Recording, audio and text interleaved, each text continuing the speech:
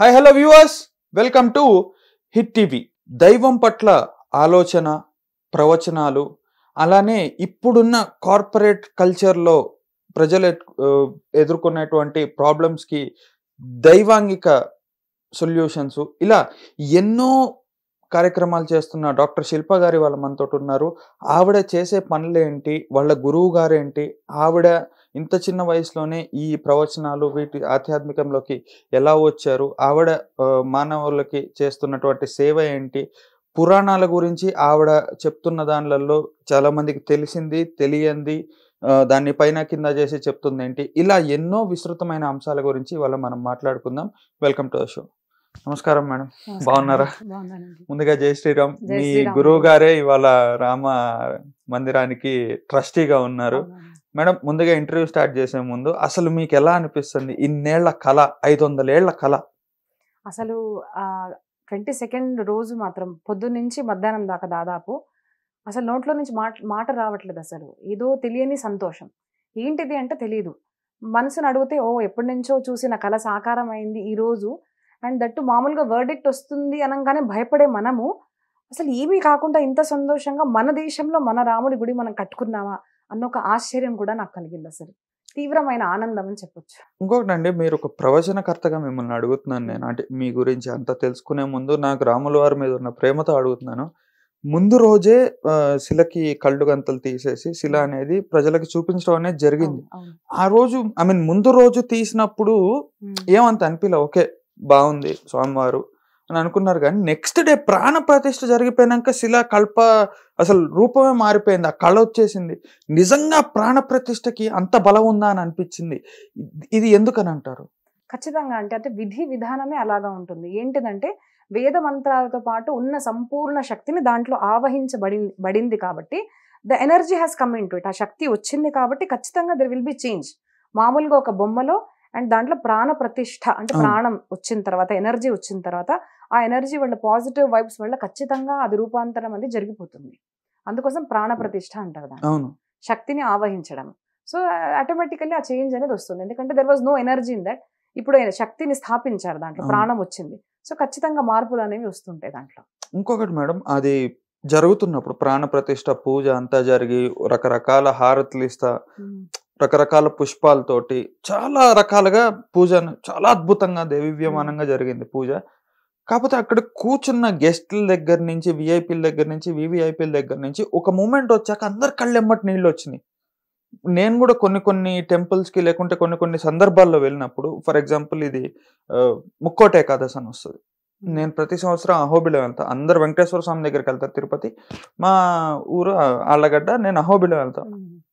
Morning 3:30కే లేచి చాలా కైంకర్యాలు ఉంటాయి చేయాల్సినవి ముక్కోటి ఏకాదశికి మనం వెళ్తున్నామని అంటే. ఒక స్టేజ్ తర్వాత నిజంగానే చాలా మందికి అక్కడ కళ్ళెమ్మటి నీళ్ళు వస్తాయి. నేను మొన్న అయోధ్యలో చాలా మంది కళ్ళెమ్మటి నీళ్లు పెట్టుకోవటం, ఇప్పుడు మన బాగేశ్వర్ ధాము ఆయన చాలా మంది కళ్ళెమ్మటి నీళ్లు పెట్టుకున్నారు. అసలు ఎందుకు అది జరుగుతుంది అంటే దాన్ని ఆనంద బాష్పాలను అంటారండి. ఇప్పుడు 22nd రోజు జరగడం ఒకటి, ఇప్పటికీ కూడా అంటే ఇప్పుడు ఇన్ని రోజులు అయిన తర్వాత కూడా ఇప్పుడు నేను అట్లా రోడ్ మీద వెళ్తూ ఉంటే ఆ జెండాలు అవన్నీ చూసి కూడా నాకు నిన్న రాత్రి కూడా, విల్ నాట్ బిలీవ్ ఇట్, అది చూడంగానే కళ్ళల్లోంచి టప నీళ్ళు అనేసి కారిపోతున్నాయి. ఎందుకు అంటే నా రాముడు మా ఊరికి వచ్చాడు అనేసి. మా రాముడు ఎవరైతే 500 years లేరు అన్న కథ జస్ట్ మనం కథ విన్నాము. అసలు నిజంగా జరిగిన మూమెంట్లో అసలు మనం లేము. కానీ మనం చూసి జస్ట్ అలా ఆలోచించి నా రాముడు మా ఇంటికి వచ్చాడా, ఇక్కడికి వచ్చేసాడా అన్న ఆనందంతో ఏమైపోతుందంటే ఆ ఆనందం వ్యక్తం చేయలేమన్నమాట. జిహ్వ అది వ్యక్తం చేయలేదు. సో కళ్ళు ఏదైతే చూస్తాయో అది వ్యక్తం ఎలా చేస్తాయి అంటే ఆనంద బాష్పాలు దానికి అవేగా రావడము, దాని ఆనందం మనము చూపించడం ఒక ఇది పద్ధతి అంటారు. తెలియకుండా రావడం అంటే లోపల నుంచి ఆనందం కలిగితేనే అలా జరుగుతుంది. సో ఖచ్చితంగా అది ఎక్స్పెక్టెడ్. అయితే ఇప్పుడు మీ గురించి కొంచెం తెలుసుకుందాం మేడం. మీరు అసలు ఎక్కడ పుట్టారు, మీ బ్యాక్గ్రౌండ్ ఏంటి, ఏం చదువుకున్నారు, ఫాదర్ మదర్ ఏం చేస్తూ ఉంటారు, ఈ ఆధ్యాత్మిక రంగంలోకి మీరు ఎలా రావటం జరిగింది, మీ గురువు గారిని మీరు ఏ టైంలో కలవటం జరిగింది, ఏంటి ఇదంతా? ఓకే, నేను డాక్టర్ శిల్పానండి. డాక్టర్ అంటే దేశ్ముఖ్ నేను. బట్ ఇప్పుడు నేను ఇంటి పేరు అనేది చెప్పను. ఎందుకు అంటే మనం ఆ గురువు స్థానం మనకు వచ్చిన తర్వాత ఒక ఇంటికి చెందుతాము, ఒక జాతికి చెందుతాము అనేది కాదు. We have to rise above that అనమాట. కాబట్టి ఇప్పుడు జస్ట్ శిల్పా దీది అని అంటారు, కొంతమంది అమ్మ అంటారు, అక్క అంటారు, ఇట్లాగా. సో దేశ్ముఖ్ అని చెప్పాను. బట్ బేసికల్ ఆమె దేశ్ముఖ్. మా నాన్నగారు శ్రీశైలంలో శుక్లయజుర్వేద ఘనపాఠిగా అక్కడ సేవ చేశారు భ్రమరాంబిక అమ్మవారికి. అమ్మేమో జ్యోతిర్లింగం వైద్యనాథ్ అంటే మహారాష్ట్రలో. అవును, వైద్యనాథ్ మహారాష్ట్రలో పరల్యాం వైద్యనాథ్ అని అక్కడ ఆవిడ పుట్టారు. సో ఇట్లాగా నా జన్మ కూడా పరళి వైద్యనాథ్లో అయింది. తర్వాత మేము శ్రీశైలంలో ఉండేవాళ్ళము 2nd క్లాస్ దాకా. అక్కడ స్కూలింగ్ అంత బాగాలేదు, పిల్లలకి మంచి స్కూల్ ఉండాలని నాన్నగారు హైదరాబాద్లో షిఫ్ట్ అయ్యారు. సో నా 3rd క్లాస్ నుంచి నేను ఇక్కడే ఉన్నాను హైదరాబాద్లో. స్కూలింగ్ అంత నార్మల్గా జరిగేది. చిన్నప్పటి నుంచి నాన్నగారు శ్లోకాలు నేర్పించడము, అంటే మామూలుగా మన భక్తి సంస్కారం ఏదైతే ఉంటుందో అది చిన్నప్పటి నుంచి ఇంట్లోనే ఉండేది. శ్లోకాలు నేర్పించడము, పూజ చేయడము. చిన్నప్పటి నుంచి ఎక్కువగా పూజ చేసేదాన్ని. తెలిసి తెలియకుండా నేను గంటలుగా నేను ధ్యానం చేసేదాన్ని అంట చిన్నప్పుడు. మా అమ్మ చెప్తుండేది. తర్వాత నాకు ఒక ఇన్సిడెంట్ గుర్తు. నేను 5th క్లాస్లో ఉన్నాను. అమ్మ పక్కన పడుకున్నాను. అమ్మ పక్కన పడుకొని ఇలా ఏదో గొడవ జరిగింది, ఏదో ఇలా చేయకూడదు కదమ్మా, అలా చేయాలి కదమ్మా, తప్పు కదమ్మా, ఉప్పు కదమ్మా అంటే ఒక మాట అంటారండి, పిల్లలు పెద్దగా అయిన తర్వాత ఏమవుతారు తల్లికి ఫస్ట్ అర్థమవుతుందంట. మా అమ్మ ఫస్ట్ అప్పుడు అన్నారు, నువ్వు ఖచ్చితంగా పెద్దగా అయ్యాక ప్రవచనకర్త అవుతావు అని అన్నారు మా అమ్మ. అప్పుడు 6th స్టాండర్డ్. అట్లా ఏమీ థాట్ లేదు ప్రవచనకర్త అవ్వాలి, ఏదో అవ్వాలి ఏం లేదు. నాకు చిన్నప్పటి నుంచి కళ ఏంటంటే డాక్టర్ అవ్వాలి. ఎందుకు అంటే నేను 3rd క్లాస్ 2nd క్లాస్లో 2nd or 1st ఉన్నప్పుడు టీవీలో ఒకటి చూశానండి. అది సీరియల్ వస్తుంది. ఆ సీరియల్లో ఏంటంటే పేద ఆవిడ అనమాట. ఆవిడ ఏడుస్తుంది డాక్టర్ దగ్గర, మా హస్బెండ్ని మంచిగా చేయండి ఇట్లా అంటే, నా దగ్గర డబ్బులు లేవు అంటుంది అనమాట. డబ్బులు ఎందుకు లేవు, నా దగ్గర మంగళసూత్రం ఉంది కదా అనగానే, అది తీసి ఇస్తే నేను చేస్తాను అంటాడు. అప్పుడు నాకు మంగళసూత్రం దాని వాల్యూ తెలియదు, కానీ తను ఏడ్చింది, ఇది నేను తీలేను బాబు అనేసి ఏడ్చి, కానీ భర్త కోసం తను ఇచ్చింది. ఆ రోజు నాకు థాట్ ఏమొచ్చిందంటే అందరి కోసం హాస్పిటల్ కట్టాలి, నేను డాక్టర్ అవ్వాలి అని. ఐ థింక్ 2nd క్లాస్ ఉండొచ్చు నేను అప్పుడు. అట్లా డిసైడ్ చేశాను. చిన్నప్పటి నుంచి డ్రీమ్, డాక్టర్ అవ్వాలి, అందరికీ ట్రీట్ చేయాలి, అమ్మ నాన్న పేరు మీద హాస్పిటల్ కట్టాలనేసి. And I was very good at studies also. 3rd క్లాస్లో ఇక్కడికి వచ్చాము. హైదరాబాద్ అంతా ఎడ్యుకేషన్ నడుస్తుంది. DPSలో చదువుకున్నాను, దిల్షునగర్ పబ్లిక్ స్కూల్లో. ఇలా చదువుకుంటున్నప్పుడు తర్వాత ఇంటర్ ఫస్ట్ ఇయర్ జాయిన్ అయ్యాను. బైపీసీ డాక్టర్ అవ్వాలని తీసుకున్నాను. ఎప్పుడు డుమ్మా కొట్టని నేను ఆ రోజు ఎందుకో గురుగారు ప్రవచనం జరుగుతుంది, స్వామీజీ వచ్చారు ఎవరో, వెళ్ళాలి అనిపించింది. రెడీ అయ్యాను కాలేజ్ కోసము. అనుకోకుండా నాన్న నేను కూడా వస్తాను పదా అని చెప్పేసి అక్కడ ప్రవచనానికి వెళ్ళిపోయాను. ప్రవచనానికి వెళ్ళిన తర్వాత అక్కడ స్క్రీన్స్ పెట్టేవారనమాట. ఆ స్క్రీన్ మీద కృష్ణుడిని చూపిస్తున్నారు, చిన్ని కృష్ణుడిని. నేను అలాగా ఆయనను చూసుకుంటూ ఏమైందో తెలీదు, లేచి డాన్స్ చేసుకుంటూ పడిపోయాను అంటారమ్మ. I was 16 years then. నేను లేచి అలా పడిపోయాను పైన. అయితే మా నాన్నగారు మా గురుగారి దగ్గర తీసుకెళ్లారు. గురుగారు ఎందుకు ఏడిచావు నువ్వు, ఏమైంది నీకు అంటే, తెలియదు గురుగారు, ఇంకా నాకు ఆ కృష్ణుడు కావాలి నాకు అనిపించింది, నేను తన కోసం బతకాలి అనిపించింది. ఎందుకు అంటే తెలియదు, అలా చూసి అలా అయిపోయింది. అయితే ఏం చేస్తున్నావు అన్నారు గురుగారు. అయితే ఇట్లా మెడిసిన్ చేద్దాం అనుకున్నానంటే, నో నువ్వు డాక్టర్గా అవ్వాలి, కానీ శారీరక రోగాలు దూరం చేయడానికి కాదు, ఇప్పుడు అందరికి ఉండేది భవరోగాలు, ఆ రోగాన్ని దూరం చేసే డాక్టర్ నవ్వు అన్నారు. ఇంగ్లీష్లో ప్రవచనం చెయ్యి అని 16 yearsలో ఉన్నప్పుడు చెప్పారు. అండ్ చిన్నప్పటి నుంచి ఉన్న పిచ్చి ఇట్లాగా వెళ్ళిపోయింది అంతే. And immediately I said okay గురుగారు, మరి నేను చదువు మానేస్తాను. అయితే లేదు, చదువు మానేయొద్దు, ఏదో ఒక డిగ్రీ తీసుకో, ఎందుకంటే ఎడ్యుకేటెడ్ పీపుల్ చెప్పిన తర్వాత సమాజంలో అది ఒకటి ఉంటుందంటే, లేదు అంటే దేనికి పనికి రాని వాళ్ళు ప్రవచనాలు చెప్తారు అనుకుంటారు మామూలుగా సమాజంలో. బట్ అలా కాదు, నువ్వు చదువుకోవాలి అనేసరికి మా ఇంట్లో అందరు పీజీ పోస్ట్ గ్రాడ్యుయేషన్, నేను ఒక్కదాన్నే డాక్టరేట్ ఇన్ ఫిజియోథెరపీ చేశాను. నేను బ్యాచిలర్ బీపీటీ కంప్లీట్ చేసిన తర్వాత ప్రవచనాలు ప్రారంభించాను అనమాట. అలాగా మా గురుగారు చెప్పడం వల్ల నేను ఇది చేయాలి అని నాకు అప్పటి నుంచి అనుకుంటున్నాను. మేడం, ఇప్పుడు మీరు అన్నారు ఇది ఏం చదువుకున్న వాళ్ళు దీంట్లోకి వస్తారని. నా జనరల్ డౌట్ ఏంటంటే అండి, నేను చాలా మంది వేదాలు చదువుకున్న వాళ్ళని లేకుంటే పెద్ద పెద్ద స్వామీజీని కూడా కలుస్తూ ఉంటాను. నేను కూడా చాలా ఆధ్యాత్మికమైన మనిషిని. చాలా మందిని కలిసినప్పుడు వాళ్ళు చెప్పే మాటలు చదువుకున్న వాళ్ళకంటే చాలా బెటర్ అనిపిస్తాయి. ఫర్ సపోజ్ ఇప్పుడు చదువుకున్న వాళ్ళు ఉంటారని, వాళ్ళ వే ఆఫ్ థాట్ ప్రాసెస్ ఒకటి ఉంటుంది. ఇప్పుడు వీళ్ళు వేదాలు ఉపనిషత్తులు ఇవన్నీ చదువుకున్న వాళ్ళు, వీళ్ళ వే ఆఫ్ థాట్ ప్రాసెస్ ఒకటి ఉంటుంది. ప్రతి దానికి వైలెన్సే కాదు అన్నట్లుగా ఒక మిడిల్ వే అనేది వస్తుంది. అదే మనం లాయర్ దగ్గరకు ఇంకెవరి దగ్గరికి వెళ్ళినప్పుడు దాని ఈ వేరే ఉంటది. ఎందుకు ఇలా? ఎందుకంటే అసలైన జ్ఞానం అనేది మన శాస్త్రాల ద్వారానే వస్తుంది. మన శాస్త్ర పఠన, వేదాలు, పురాణాలు ఇవి చదివిన వాళ్ళే actually the true educated people. దాన్ని వైస్ పీపుల్ అంటాం మనము. సో మనం స్కూల్స్లో ఏం చదువుకుంటున్నాం అంటే just knowledge. So outcome of school and college ఏంటిది, దట్ మీకు డబ్బు ఎలా సంపాదించాలో మీకు అర్థమవుతుంది. ఇంజనీర్ అయ్యాము, డాక్టర్ అయ్యాము, సిఏ అయ్యాము, ఏదో అయ్యాము, డబ్బులు ఎలా సంపాదించాలి. వెరస్ వెన్ వీ కమ్ టు శాస్త్రాలు, మనం స్క్రిప్చర్స్ చదువుకున్న వాళ్ళు ఏదైతే ఉందో వాళ్లకు డబ్బులు సంపాదించాలని నేర్పించారు. మన దగ్గర ధర్మ, అర్థ, కామ, మోక్ష 4 నేర్పిస్తారు. ఏంటి అంటే నువ్వు ఎంత చదువుకున్నా కూడా నాయన ధర్మం నుంచి దూరం వెళ్ళకు అంటే లా. ధర్మం అంటే మళ్ళీ అందరూ ఏమనుకుంటారు సనాతన ధర్మము హిందూయిజం, ఇజమ్స్ కాదు. సనాతనం అంటే ఏంటిది, మనము బతుకు తీరు మార్చాలి, ప్రతి మనిషికి బాగుపడేలాగా నీ జీవితము నీ ఆచరణ ఏదైతే ఉండాలో దాన్ని మన సనాతన ధర్మంలో ధర్మం అంటాము. సో అలా ధర్మబద్ధంగా ఉండు.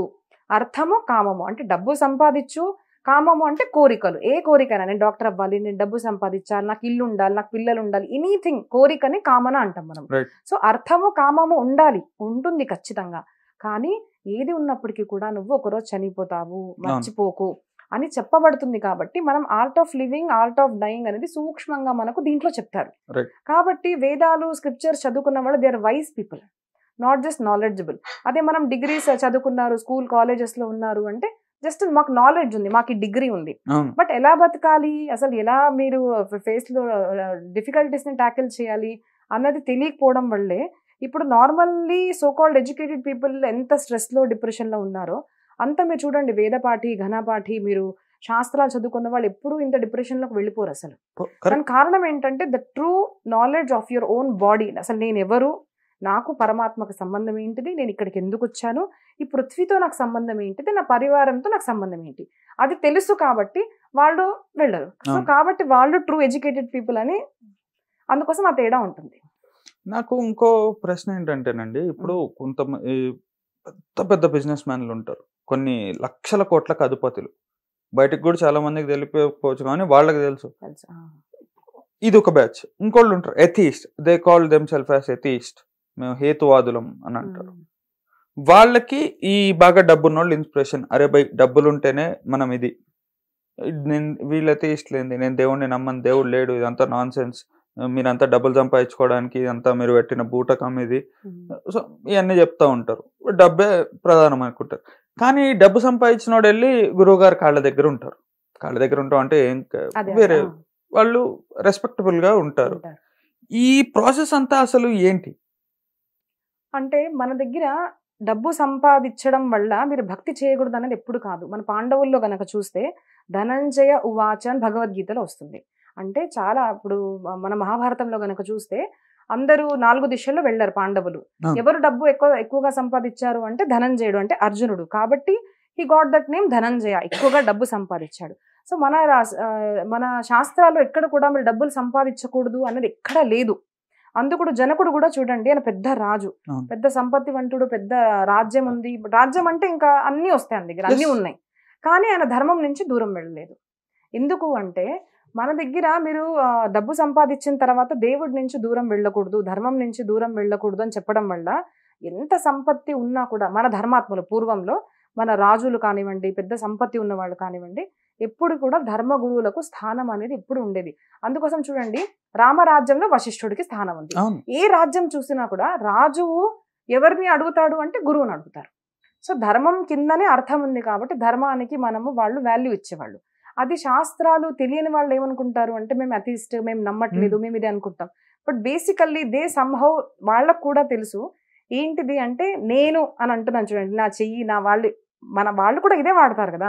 సో నా చెయ్యి పడిపోయింది, నా నోట్ ఇలా మాట్లాడుతుంటే ఇండైరెక్ట్లీ వి నో దట్ ఈ శరీరం దేనికి చెందిందో అది నేను, వాళ్ళకి తెలుసు. ఇంకా దానికి పెద్ద అదేమి రాకెట్ సైన్స్ ఏమి కాదు తెలియడానికి శాస్త్రం అనేది. సో వాళ్ళకు కూడా తెలిసి ఉంటుంది. కానీ ఒక ఈగో ఏంటంటే నేను దేవుడిని నమ్మను అన్న వాళ్ళు ఫిక్స్ చేసుకున్నారు కాబట్టి వాళ్ళు నమ్మట్లేదు.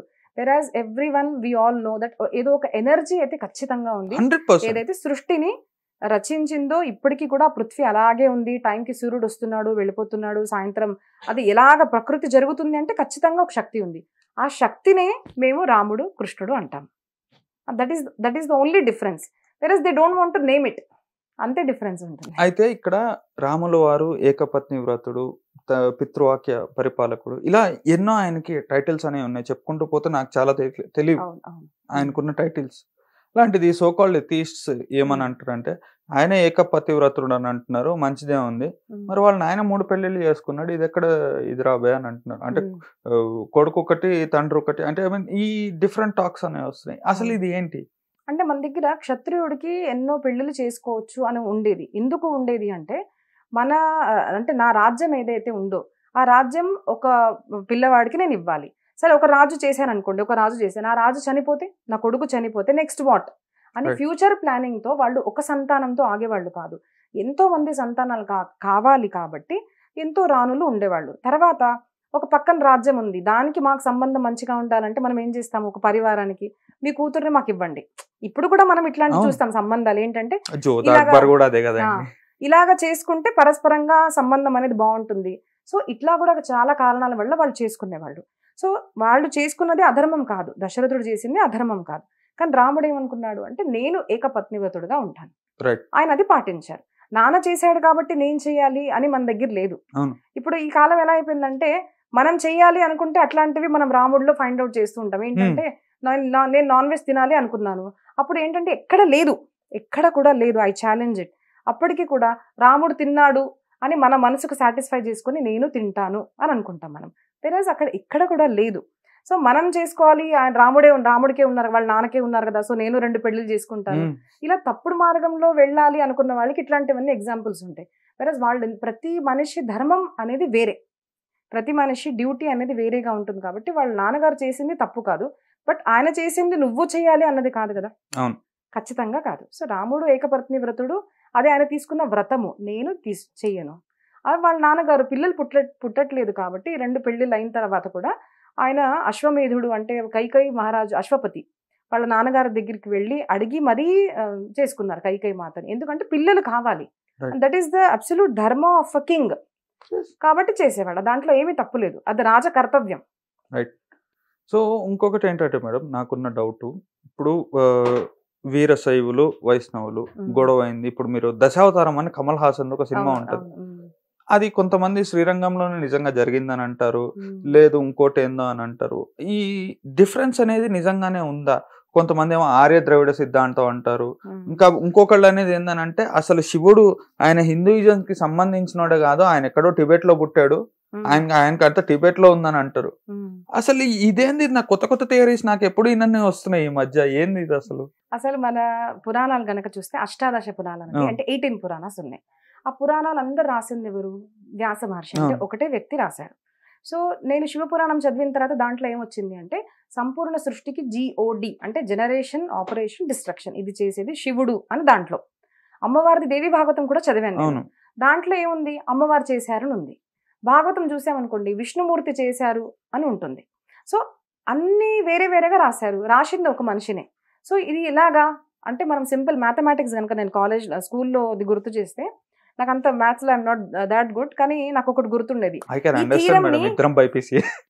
ఈ థియరీ మీరు ప్రూవ్ చేయాలి అంటే if this is equal to this, if this is equal to this, then this is equal to this, hence proved అని ఒకటి ఉండేది. సో ఇలాగా శాస్త్రాలు కూడా మనకి ఇష్టం వచ్చినట్టు మనం అర్థం చేసుకోలేము. అది కాబట్టి శాస్త్రాలు అర్థం చేసుకోవడానికి కూడా గురువు ఉండాలి. సో అన్ని ఇలా రాశారు అంటే వ్యాస మహర్షి అబద్ధం చెప్పాడా అని ఫస్ట్ క్వశ్చన్ మామూలు మనిషికి రావచ్చు, కానీ నాకు అది రాలేదు. ఎందుకు అంటే నేను గురువు గారి దగ్గర నేను అభ్యసించాను కాబట్టి. సో ఇలా ఎందుకు చెప్పారు? ఎందుకంటే మనం మామూలుగా నార్మల్ హ్యూమన్ బీయింగ్స్ లో చెప్తానండి, నాకు నా భర్త గొప్పవాడు, తనకి తన భర్త గొప్పవాడు, తనకి తన భర్త గొప్పవాడు.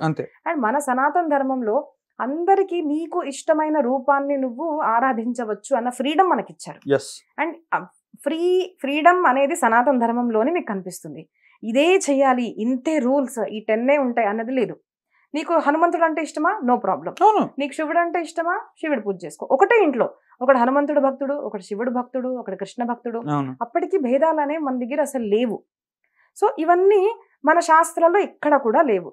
కాబట్టి ఇప్పుడు నేను నా భర్త గొప్ప అంటే నేనేంటిది? ఖచ్చితంగా నా కోసం నా భర్తనే గొప్ప, ఆయన మంచివాడని ఎప్పుడు ఒక పతివ్రత అనేది అనదు. కాబట్టి భక్తుల్లో ఎలా ఉంటుందంటే శివుడు గొప్పవాడా అంటే ఎస్, శివ భక్తులకు శివుడే గొప్పవాడు.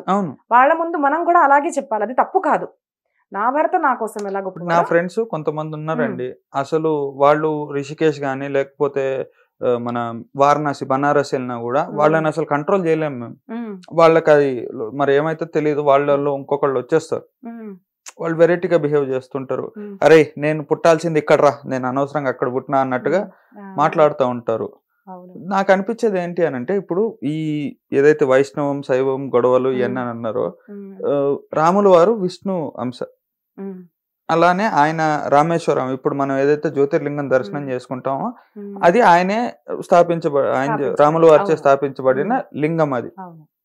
ఇప్పుడు ఆ విష్ణు అంశ అయిన రాముల వారే వెళ్ళి ఒక లింగాన్ని ప్రతిష్ఠించి దానికి పూజ చేసి దాని దగ్గర నుంచి వరం తీసుకున్నాక ఈ కొట్లాటలు ఈ థియరీలు ఎక్కడి నుంచి వస్తున్నాయి అని ఎక్కడి నుంచి వస్తున్నాయి అంటే ద పీపుల్ ఇప్పుడు చూడండి మీరు వేరే మతాల గురించి ఇన్ని డిబేట్లు జరగవు, ఎన్నైతే సనాతన ధర్మం గురించి జరుగుతాయి. అంటే వాళ్ళు వేసేస్తారు కదా. ఎందుకు జరుగుతున్నాయి అంటే మనం చదవము, మన పిల్లలకి మనం చదివించము. మనకేంటంటే ఇప్పుడు గురువులు కాదు, గూగుల్ గురువు అయిపోయింది. సో గూగుల్లో ఏం చెప్పబడుతుందో, యూట్యూబ్ లో ఏం చెప్పబడుతుందో అది వాస్తవం అని మన పిల్లలు, మన నెక్స్ట్ జనరేషన్ అందరూ అనుకుంటున్నారు. వేరే శాస్త్రాల గురించి అందుకోసం ఇట్లా డిబేట్లు వస్తున్నాయి. ఎందుకంటే ఇష్టం వచ్చిన వాడు వస్తాడు, ఇష్టం వచ్చిన వాడు యూట్యూబ్ లో వీడియో అప్లోడ్ చేస్తాడు. లింగం అంటే పూజ చేయకూడదు, అది పురుష లింగం ఏదైతే చెప్తాడు. అండ్ వీ ఆల్సో థింక్ అవును కదా, ఈ హనుమంతుడు ఏంటిది అసలు, వానరుడు దానికి పూజ చేస్తారేంటి, ఈ వరాహ రూపం అంటే ఏంటి, పంది పూజ చేస్తారా అన్నవాళ్ళు ఉన్నారు. అన్న వాళ్ళని నోరు ఎప్పుడు మనం ముయ్యగలుగుతాము అంటే వెన్ మనకు ఆ దేవుడి పట్ల శ్రద్ధ, ఆ దేవుడి స్వరూపం ఎందుకు తీసుకున్నాడు, ఆ స్వరూప భేదాలు ఏంటిది, ఇవన్నీ తెలిస్తేనే. కానీ మనకేంటిదంటే అన్నిటికీ టైం ఉంటుంది. సాటర్డే సండే బూస్ట్ చేయడానికి, బయటికి వెళ్ళడానికి, పార్టీకి టైం ఉంటుంది, గంటలు మేకప్ చేసుకోవడానికి టైం ఉంటుంది. కానీ మన దగ్గర we don't have time at least daily 15 to 20 minutes మన భగవద్గీత అంటే ఏంటిది, భాగవతం అంటే ఏంటిది, రామాయణం అంటే ఏంటిది, అసలు మనం దేవుడిని ఎందుకు పూజించాలి, దేవుడు వివిధ రూపాలు ఎందుకు తీసుకున్నాడు, అన్ని ఆన్సర్ శాస్త్రాల్లో ఉన్నాయి కదా. వినరు, అడగరు. నేను అందుకోసం అండి నేను ప్రవచనాలు చెప్పేటప్పుడు నేను చెప్తూ పోతూ మీరు వినండి అని ఎప్పుడు చెప్పను. మీకు డౌట్ వచ్చిందా ప్లీజ్ నించొని క్వశ్చన్స్ అడగండి. ఎందుకంటే ఇవన్నీ ఆల్రెడీ ఉన్నాయి శాస్త్రాలు, నేనేం కొత్తగా చెప్పడానికి అవసరం లేదు. సో ప్రాబ్లం ఏంటంటే we don't want to give time. మనం నమ్మాలి అని అనుకుంటే అన్ని ఆన్సర్స్ విత్ ఆన్సర్స్ ఉన్నాయి. ఛాలెంజ్ మీకు చెప్తాను, any question you have everything is there in shastras. But మనం అడగాలని లేదు. అండ్ మన ధర్మాన్ని అంటే సనాతన ధర్మానికి యాంటీగా చాలా మంది ఉన్నారు. కాబట్టి ఇష్టం వచ్చిన వాళ్ళు వస్తారు, ఇష్టం వచ్చిన వీడియోలు చేస్తారు. కాబట్టి ఇట్లాంటి శైవము, ఇట్లాంటి మనం మాట్లాడము, ద్రౌపది గురించి మాట్లాడము, how dare they do that, because we give the chance. మనం ఛాన్స్ ఇస్తున్నాం కాబట్టి మాట్లాడతారు. కానీ again I come to your question, మీ ప్రశ్న ఏంటంటే ఇవన్నీ ఉన్నాయా? శివ పురాణంలో దాదాపు నేను 1000 శ్లోకాలు ఈజీగా మీకు తీసిస్తాను. ఏంటిది అంటే హరిహరాత్మకులు వేరే కాదు. శివ పురాణం వ్యాసుల వారు రాసినది. నేను మీకు శ్లోక్స్ కోట్ చేసి ఇవ్వగలుగుతాను. థౌజండ్స్ ఆఫ్ శ్లోకాస్ ఉన్నాయి. రామాయణం మీరు చూడండి, ఇద్దరు ఉన్నారు, సేవక స్వామి సఖా సియ పీకే. ఇద్దరు ఒకరికొకరు సేవకులు, ఇద్దరు ఒకరికొకరు స్వామి, ఇద్దరు ఒకరికొకరు మిత్రులు అని మనకు రామాయణం అంటే రామాయణం కూడా చెప్తుంది. చూడండి భాగవతం ఎవరు చెప్పారు? శివుడు రూపంలో వచ్చి శుకాచార్య చెప్పారు. ఎవరి గురించి చెప్తున్నారు? మనం ఎవరి గురించి చెప్తామంటే ఎవరి గురించి మనకు రెస్పెక్ట్ ఉందో. సో శివుడు రామకథ చెప్పాడు, శివుడే భాగవత కథ చెప్పాడు. హనుమంతుల వారు కూడా శివుడి అంశ అని అంటారు. అవును, శివాంశమే, శివుడు అవతారం అని శివ పురాణంలో కూడా వస్తుంది. ఆయన ఎక్కడున్నాడు? భగవద్గీతలో హనుమంతుడిని పిలిచినప్పుడు అర్జునుడు రథం పైన వచ్చాడు హనుమంతుడు. అంటే ఎక్కడ కృష్ణుడు రాముడు అంటే ఆయన ఒకరే. వాళ్ళు ఎక్కడ ఉన్నారు అక్కడ హనుమంతుడు ఉంటారు. ఇద్దరు ఎక్కడ వేరేగా ఉండరండి. మీరు ఇప్పుడు కూడా మన కంట్రీలో ఎక్కడన్నా చూస్తే, మీరు కాశీ, బృందావన్ ఎక్కడన్నా పైనుంచి కింది దాకా, మన కాశ్మీర్ టు కన్యాకుమారి ఎక్కడన్నా చూడండి, శివుడి స్థానంలో విష్ణుమూర్తి ఉంటారు. విష్ణుమూర్తిలో ఖచ్చితంగా శివస్థానం అనేది ఉంటుంది. బట్ ఇవి వీడియోస్ గా మనం చూపించట్లేదు, దాని ప్రమోషన్ మనం చేయట్లేదు. కాబట్టి ఇష్టం వచ్చిన వాళ్ళు ఇష్టం వచ్చినట్టుగా మాట్లాడుతున్నారు. But there is proof. నేను అందుకోసమే అంటాను, మీరు రండి, మీరు క్వశ్చన్స్ అడగండి, I will show that proof. ఇప్పుడు నేను కొత్తగా స్థాపించింది ఏం లేదు కదండి, ఎప్పటి నుంచో ఉన్న టెంపుల్స్ ఉన్నాయి. యు విజిట్, మీరు వెళ్ళి చూస్తేనే కదా మీకు అర్థమయ్యేది. మనం చూడాలి వద్దు అనుకుంటాం, ఎందుకంటే మనకు కూడా అలాగే కావాలి. ఎందుకు అంటే దానికి సూక్ష్మమైన కారణం ఉందండి. ఎందుకు అంటే సనాతన ధర్మంలో మొదట చెప్పేది సత్యం వద, నిజం చెప్పండి. అది మనకు వద్దు. అబద్ధం చెప్పాలి, ఇష్టం వచ్చినట్టు బిహేవ్ చేయాలి, ఇష్టం వచ్చినట్టు తినండి, ఇవన్నీ చెప్పేది వేరే మతాలు. కాబట్టి వీ వాంట్ దోస్ థింగ్స్. అందుకోసం మనం ఇండైరెక్ట్లీ దాన్ని ప్రమోట్ చేసుకుంటూ పోతున్నారు. వేరే నిజంగా నేను సత్యంగానే బతకాలి అంటే సనాతనం వదిలేసి యువత పోదు అనే ఛాలెంజ్. అయితే ఏమంటారంటే రాముల వారు ముక్కు కోసేశారు, అడుగుతా శూర్పణఖది, అలానే ఇంకా చాలా చేసి ఉంటారు, బయటకి చెప్పలేదని. అసలు ఆయన లక్ష్మణుల వారు రాముల వారు కోసారు అని కొంతమంది అంటారు, ఇంకొకళ్ళు ఏమో లక్ష్మణుల వారు కోపోద్రేక్తుడే కోసాడు అని అంటారు. అసలు ఆ ఎంటైర్ సిచ్యువేషన్ ఏంటి? అంటే అది లేడీ మీద అంత హార్ష్ గా బిహేవ్ చేయడం అవసరమా? ఓకే, నేను చెప్తాను దానికి answer. Simple thing is Valmiki రామాయణము ఇతిహాసం అంటే హిస్టరీ. ఏదైతే జరిగిందో అది రాయబడినది వాల్మీకి కృత రామాయణము. అది ఒక్కటే ఇతిహాసము. మిగతా అన్ని భక్తిపరంగా, భావన పరంగా రాశారు కాబట్టి అవన్నీ కూడా మనము దాన్ని నమస్కరించాలి. కానీ అది ఒథెంటిక్ కాదు. ఒథెంటిక్ అనేది వాల్మీకి రామాయణం, ఎందుకంటే ఇది హిస్టరీ, ఎప్పుడు జరిగిందో అది అని రాశారు. First thing. సో వాల్మీకిలో ఏమొచ్చింది అంటే లక్ష్మణుడే కట్ చేశారు అంటే ఇది అని ముక్కు వచ్చింది. చెవులు, అవును. సో ముక్కు చెవులు కోసేశారు. ఇప్పుడు లేడీస్ ని ఇలా చేయొచ్చా అన్న ఒక క్వశ్చన్. రైట్. సో నేను ఒక మాట చెప్తానండి. మన దగ్గర రాముడు వచ్చిన తర్వాత మొదట రాముడు విశ్వామిత్రుడు వచ్చిన తర్వాత ఒక స్త్రీ వచ్చింది. ఎవడు అంటే తాటికాని. అవును. తాటికాని చంపుతావా అని విశ్వామిత్ర మహర్షి అడిగారు రాముణ్ణి. అవును. అక్కడ రాముణ్ణి అడగలేదు. రాముడు నరుడు అంటే మనందరినీ కూడా విశ్వామిత్రుడు, ఎవరైతే విశ్వానికి మిత్రుడో, గురువులందరూ విశ్వానికి మిత్రుడు. ఎందుకంటే విశ్వమంతా సంతోషంగా ఉండాలని కోరుకున్న వాళ్ళే విశ్వామిత్రుడు, జగద్గురువులు అంటాం. ఇప్పుడు అందరికి తెలియకున్నా కూడా అందరు వాళ్ళు జగద్గురువులు. ఎందుకు వాళ్ళు జగద్గురువులు అంటే జగత్ అంతా సంతోషంగా ఉండాలని వాళ్ళు ప్రతిరోజు చేసిన ఆరాధన జగత్తు కోసం ఉంటుంది కాబట్టి వాళ్ళు జగద్గురువులు. సో అలాంటి విశ్వామిత్రుడు అయిన గురువు ఏమడిగారు అంటే, రామ నువ్వు తాటికని చంపుతావా? So that question is not only to Rama, అది మనందరికీ. చంపుతామా అంటే ఆలోచించండి. ఇప్పుడు మనం మెట్రోలో వెళ్తున్నాము, లేదంటే ఫ్లైట్లో వెళ్తున్నాము, ట్రైన్లో వెళ్తున్నాము. ఒక బాంబ్ అనేది ఒక ఆడదాని పర్స్లో కూడా పెట్టొచ్చు. ఓకే, సో తన దగ్గర దొరికింది. What kind of treatment should be given? My question. ఆడవాళ్ళు తప్పు చేయరని ఎక్కడ రాశారు? ఆడవాళ్ళు తప్పు చేయొచ్చు, మగవాళ్ళు తప్పు చేయొచ్చు. అలాగనేసి ఆడవాళ్ళతో మిస్బిహేవ్ చేయడం అనేది కాదు. ఎప్పుడైతే ఆడది రాష్ట్రానికి అహితం చేస్తుందో, రాష్ట్రం మన కోసం గొప్పది. రాష్ట్రం అంటే ఏంటిది? మనుషులు. అందరికీ అహితం చేసే ఆడదైనా కూడా దాన్ని చంపేయాల్సిందే అని మనకు చెప్పారు. మన లా ఉంది, ఇప్పుడు కాన్స్టిట్యూషన్ మన లా. ఇప్పుడు చూడండి, నేను మర్డర్ చేశాను, నన్ను వదిలేస్తారా? మన గవర్నమెంట్ మనల్ని వదలదు అన్నప్పుడు దేవుడు ఎందుకు వదలాలి? తప్పు చేసింది కాబట్టి తన్ని అక్కడి నుంచి పంపించేశారు. ఏంటంటే యాక్చువల్లీ అది రామాయణంలో వస్తుంది అనమాట. ఏంటంటే దీన్ని చంపేయచ్చు, తాటికని చంపేశారు. సో వేరే అసురులను కూడా చంపేస్తారు రాముడు. సో ఆడవాళ్ళని చంపేస్తాడు. తిని ఎందుకు చంపలేదు? చంపితే ఇక్కడ అంతమైపోతుంది. చంపకుంటే తిను రావణాసురుడి దగ్గరికి వెళ్ళి ఒక మెసేజ్ అనేది ఇస్తుంది, దట్ రామా హెస్ కమ్. కాబట్టి చంపకుండా పంపించేశారు. కానీ ఆడవాళ్ళని చంపడంలో తప్పు కాదు అని ఇప్పుడు కూడా మన గవర్నమెంట్ మన కాన్స్టిట్యూషన్ చెప్తుంది. కాబట్టి absolutely not a wrong thing. అయితే ఇంకొక మాట మేడం, ఇప్పుడు ఈ సబ్జెక్ట్ వచ్చింది కాబట్టి మిమ్మల్ని అడుగుతున్నాను. శూర్పణఖ వెళ్ళి రావణుడికి చెప్పంగానే వారంతా స్టార్ట్ అయింది. ఆ తర్వాతనే సీతాదేవిని రావణుడు వెళ్ళి ఎత్తుకొని రావడం, ఇదంతా జరిగింది అని అంటారు. ఒకవేళ ఇదే జరిగింది అని అనుకుందాం. మొన్న మీరు ఓపెనింగ్ రోజు చూసుకుంటే, రామ మందిర్ ఓపెనింగ్ రోజు ట్విట్టర్ అంతా ట్రెండ్ అయింది ఏంటంటే, తమిళనాడు అంతా జై రావణ జై రావణ జై రావణ అని చెప్పి బాగా ట్రెండ్ చేసి పరేసినారు ట్విట్టర్లో. అంటే రావణుడు సీతాదేవిని కిడ్నాప్ చేసిన, టచ్ చేయలేదు, ఇది అని అంటారు. అసలు ఈ ఎంటైర్ బ్యాక్ డ్రాప్ ఏంటి? సో ఫస్ట్ క్వశ్చన్ ఏంటంటే, ఈ క్వశ్చన్ అడిగే వాళ్ళల్లో, ఈ క్వశ్చన్ మనసులో ఉన్న వాళ్ళల్లో ఎంతమంది వాల్మీకి రామాయణం చదివారు అన్నది సెల్ఫ్ క్వశ్చన్ ఫస్ట్ మనం వేసుకోవాలి. 100% షూర్ ఎవరు కూడా వాల్మీకి రామాయణం చదవలేదు. వాల్మీకి రామాయణం అంటే ఏంటిది? ఇప్పుడే చెప్పాను నేను, హిస్టరీ. జరిగినట్టు రాశారు. అక్కడ సీతమ్మ తల్లిని తీసుకెళ్లి కూడా తను ముట్టుకోలేదు, ఏమీ చేయలేదు అని చెప్తారు. అయితే ఈ ప్రసంగము రావణుడు స్వయంగా ఆన్సర్ చేశారు. ఏంటిది అంటే, రాముడు వచ్చేసారు, ఇప్పుడు లంకకి అక్కడికి వచ్చేసారు, ఇప్పుడు యుద్ధం జరుగుతుంది. అయితే అప్పుడు ఒక మంత్రి రావణుడితో ఏమంటాడంటే, అసలు నువ్వు సీతమ్మ తల్లిని గనక చేసేస్తే, ఆవిడని ఫోర్స్ చేస్తే రాముడు బాధపడేసి వెళ్ళిపోతాడు కదా, మరి ఇలా ఎందుకు చెయ్యవు అన్నప్పుడు రావణుడు తన స్వయాన తన నోటితో చెప్పిన ఏంటిదంటే, నేను ఇలాగ చేసేవాడిని అని. అలాగే చేశాడు. ఎవరింటికి వెళ్తే వాళ్ళ ఆడవాళ్ళని ఇంటికి తీసుకురావడం, పెద్ద చిన్న అన్నది లేకుండా తీసుకొచ్చి 80,000 ఇంట్లో తన భార్యలు.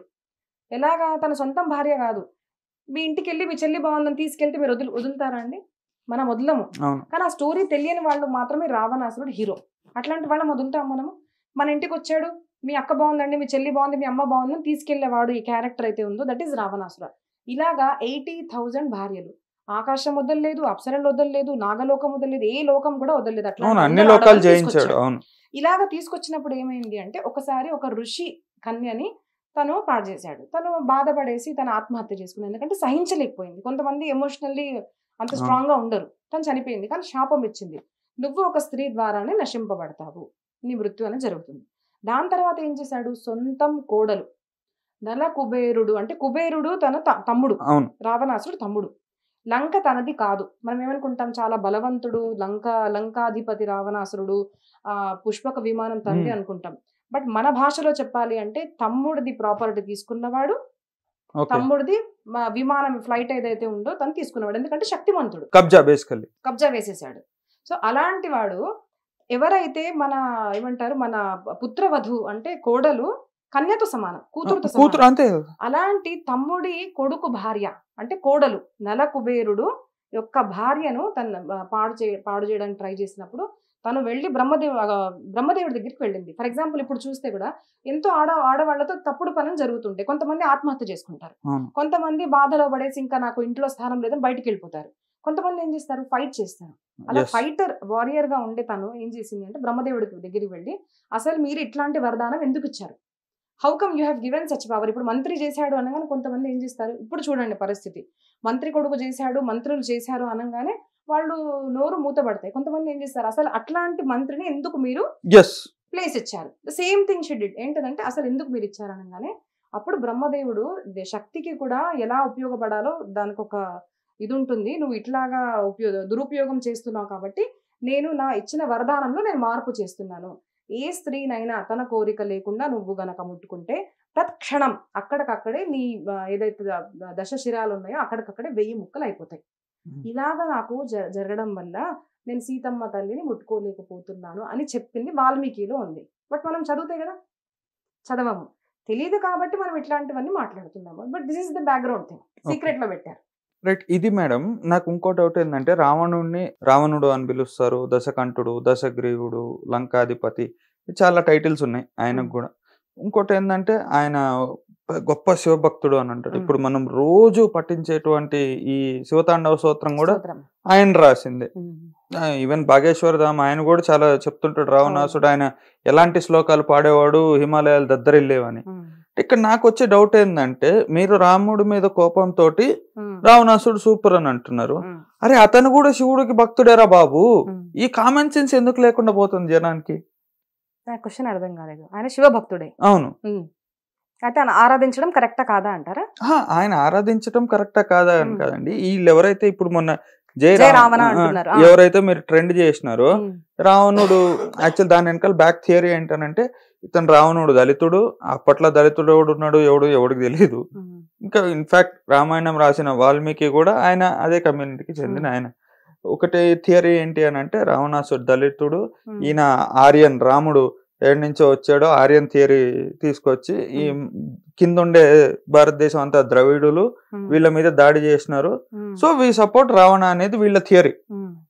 ఒకవేళ ఆయన దళితుడు, శివుడు ఇందాక మనం అనుకున్నట్టు శివుడు టిబేటియన్ అయితే ఇతను ఎందుకు వెళ్ళి ఆయన మీద శ్లోకాలు రాస్తాడు టిబేట్ వెళ్ళి? నా డౌట్ అది. సో ఏంటిది అంటే ఇవన్నీ కాదండి, ఇవన్నీ అబద్ధం. టిబెట్ ఆర్యన్స్ ఇవన్నీ ఇప్పుడు వచ్చింది. అవును, మన పూర్వం ఏంటిదంటే మొత్తం అఖండంగా ఒక భారతమే ఉండేది. అది మనకు భాగవతంలో వస్తుంది. పృథు అన్న రాజు ఏం చేస్తారు అంటే ఆ గుర్రాల చక్రాల ద్వారా తీసుకెళ్లి ఆ ఖండాలుగా చేసేసారు దాన్ని. సారీ, మను కొడుకు దాంట్లో పంచమ స్కందంలో వస్తుంది.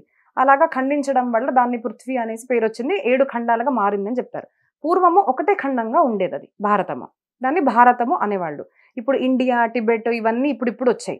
And there was no Dalit also. మన దగ్గర వర్ణాలు ఉన్నాయి, బ్రాహ్మణ, వైశ్య, క్షత్రియ, శూద్ర వర్ణాలు ఉన్నాయి, కానీ ఈ దళిత్ అనేది లేదు. ఇప్పుడు పొలిటీషియన్స్ వాళ్ళ ఫాయిదా కోసం చేసుకున్న word is Dalit. So Dalit కి కూడా తెలీదు వాళ్ళని ఉపయోగిస్తున్నారు అనేసి. వేరేజ్ మన రామ చరిత్ర గనక మీరు చదివితే రాముడు వనవాసీయులు అంటే వాళ్ళ జాతి కూడా లేదు. శూద్రుడు కూడా కింద ఎవరైతే ఉంటారో వనవాసి, ఎందుకంటే వాళ్ళకి అసలు జాతి అనేది లేదు. శూద్రుడు అంటే ఒక వర్ణం ఉంది, వనవాసులకు ఏం వర్ణం ఉంది? ఏమీ లేదు. వాళ్ళకి ఎంత దెర్ ఇస్ నో బౌండరీస్, ఏమి ఉండవు, వనంలో ఉంటారు. అట్లాంటి వాళ్ళను రాముడు ఎంత ప్రేమించాడు, అసలు రాముడు ఎంత ప్రేమించాడు తెలియాలి అంటే మనం వాల్మీకి రామాయణం చదవాలి. So there is no Dalit. Second coming to point ఏంటంటే, ఇప్పుడు ఒక మనిషికి, ఒక మినిస్టర్కి సత్తా వచ్చింది అనుకోండి, ఒక పదవి వచ్చింది, MLA, MA, what ever, MP, ఏదో ఒకటి సత్తా వచ్చింది, పిఎం, ఎనీథింగ్, ఒక పెద్ద పదవి వచ్చింది. పదవి వచ్చిన తర్వాత ఆయన ఇలాగా ఇష్టం వచ్చిన ఇంట్లోకి వెళ్ళి ఆడవాళ్ళని తీసుకొస్తుంటే మనం క్షమిస్తామా? క్షమించము. మన దగ్గర చూసేది ఒక మంత్రిగా ఒక మనిషి వచ్చిన తర్వాత, ఆడ మగ ఎవరైనా వచ్చిన తర్వాత సమాజం కోసం ఏం చేస్తున్నారు అన్నదాన్ని బట్టి మనం వాళ్ళని దేవుళ్ళము అంటారు. సో రావణాసురుడు కూడా శివభక్తి చేశాడు. శివుడు అంటే ఎవరు? ఇప్పుడు 3 దేవతలు, బ్రహ్మ, విష్ణు, మహేష. సో మొదట వరదానము బ్రహ్మదేవుడి దగ్గర నుంచి పొందారు. First understand who are 3 devas. బ్రహ్మదేవుడికి మృత్యు ఉంది, ఇది చాలా మందికి తెలీదు. బ్రహ్మదేవుడికి మృత్యు ఉంది. ఏంటంటే మన కాలము వాళ్ళ జీవిత కాలము భిన్నంగా లాంగ్ ఉంటుంది. సో ఎవరైతే చనిపోతాడో వాళ్ళు అమరుడుగా ఉండే వరదానం ఇవ్వలేరు కాబట్టి రావణాసురుడికి వరదానం ఇవ్వలేదు బ్రహ్మదేవుడు.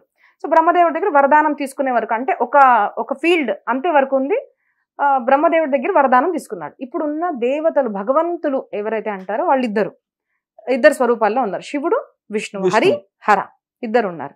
సో ఇద్దరిలో కృష్ణ భక్తి గనక చేస్తే అంటే విష్ణు భక్తి గనక చేస్తే విష్ణుమూర్తి మామూలు మనిషి కాదు, బాగా పరీక్ష పెట్టే అది దాంట్లో పాస్ అవుతేనే ధర్మబద్ధంగా ఉంటేనే ఆయన ఏదన్నా కోరికలు తీరుస్తాడు. ఇష్టం వచ్చింది ఎవరిదన్నా మీరు ఎక్కడ పురాణాల్లో కూడా మీరు చూడండి తప్పుడు పని చేశాడు కానీ విష్ణుమూర్తి సహకరించాలన్నది ఎక్కడ మీకు కనిపించదు. అదే శివుడిలో కనిపిస్తుంది. ఎందుకు అంటే శివుడు ఏం చేస్తుంటారు, అన్ని ఉన్నప్పటికీ కూడా అన్ని వదులుకొని హిమాలయాల్లో ఉండి రామరామని చేస్తుంటారు. అప్పుడు ఆయనకి ఏమనిపిస్తుంది అంటే సరే ఏదో మా దగ్గరికి వచ్చారు కదా, ఇంకా వెంటబడుతున్నాడు, ఇది కావాలి అది కావాలి, తొందరగా ఇచ్చి పంపించేస్తే నా రామనామంలో అడ్డంకం లేకుండా ఉంటుంది కాబట్టి ఆయన తొందరగా వరాలు ఇచ్చే దేవుడు శివుడు, శక్తివంతుడు, దయాళుడు, ఇచ్చేస్తాడు.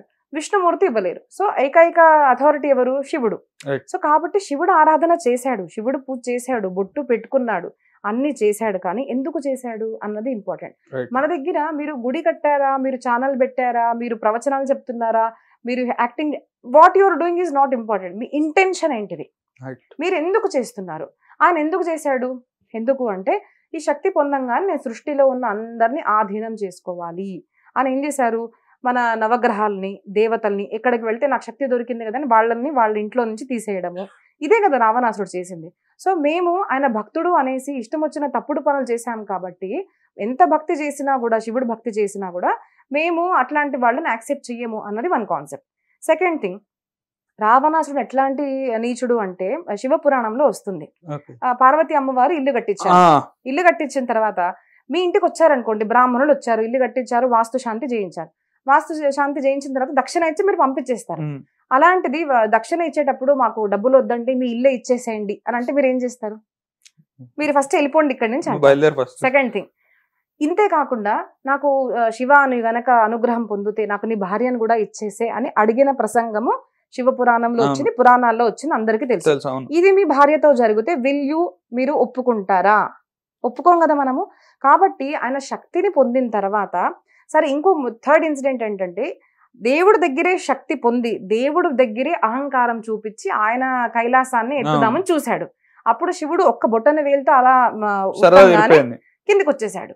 సో ఇలాంటి నీచుడు అంటే ఎవరి దగ్గర అయితే శక్తి పొందాడో అలాంటి వాడిని కింద చేయడానికి చూసిన రావణాసురుని ఆయన భక్తుడు ఉండండి, మంత్రి ఉండండి, మీరు ఎవరన్నా ఉండండి, మీరు సమాజానికి రాష్ట్రానికి చెడు చేస్తుంటే మీరు ఏ జాతో ఆడ మొగ అనేది మేము చూడము.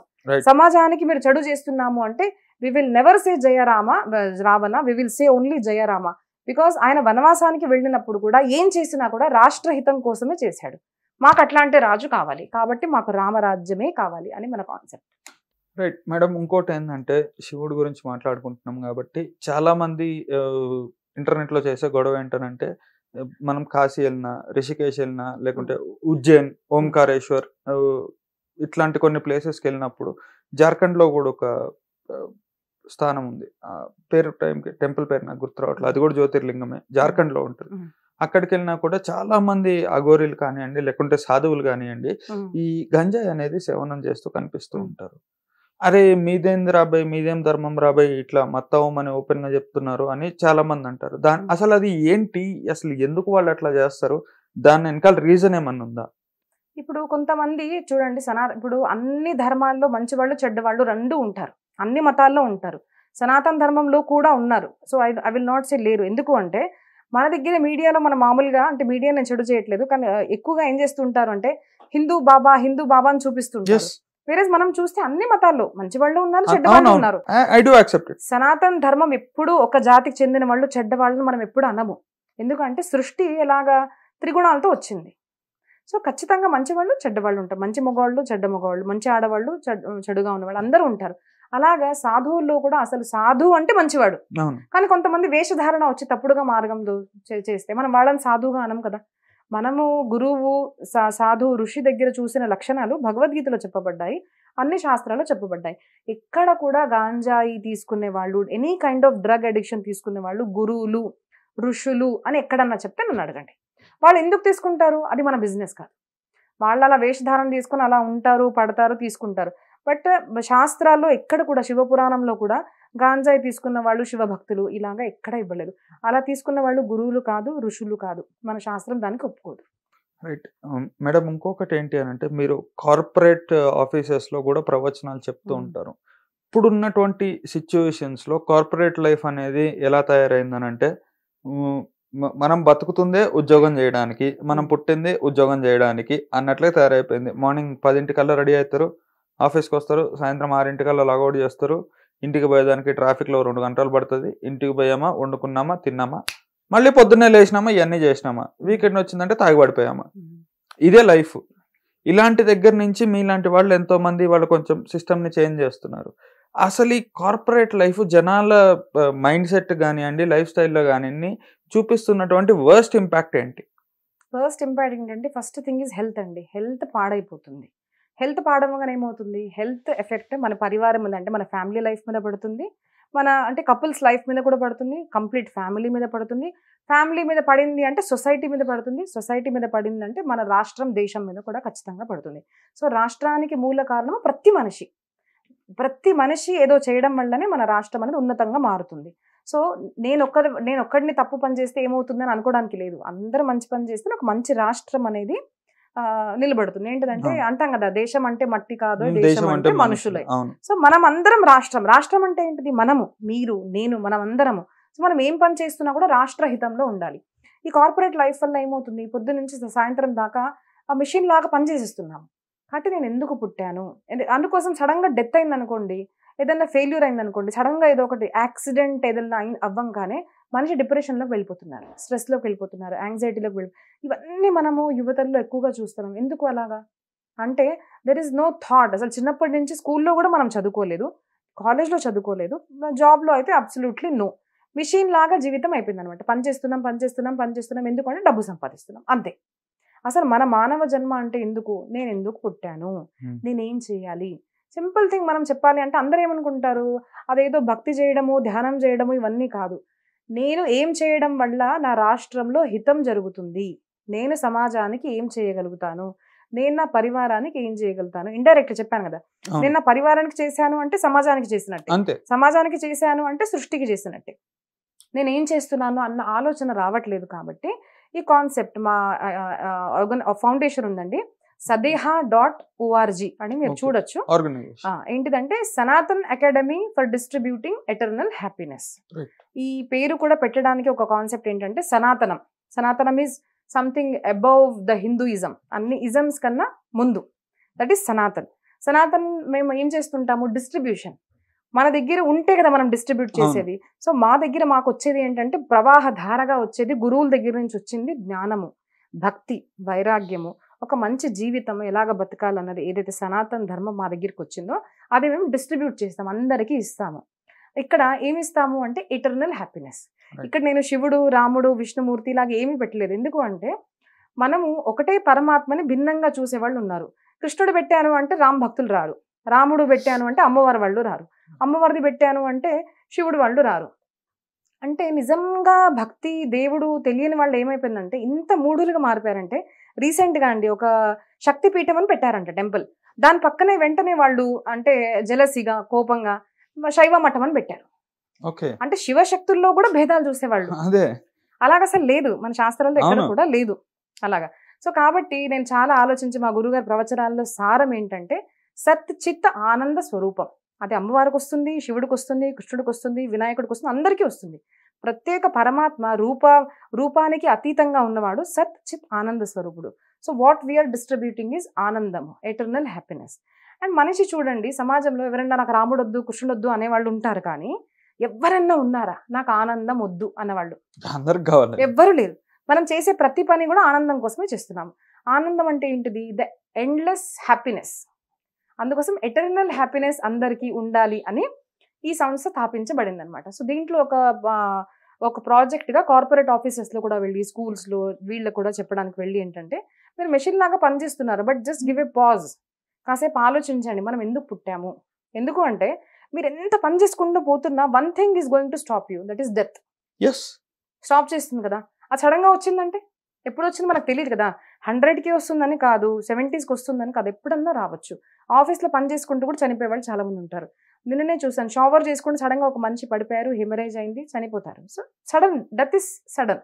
సో దానికి మీరు ప్రిపేర్డ్గా ఉండాలి. నేను ఎందుకు వచ్చాను, నేను నా సమాజానికి ఏం చేయాలి, నా పరివారానికి ఏం చేయాలి, what is my life for అన్నది మనకి ఎప్పటిదాకా తెలియదు, అప్పుడు దాకా మనం ఏం చేస్తున్నామో దానికి దెర్ ఇస్ నో వాల్యూ.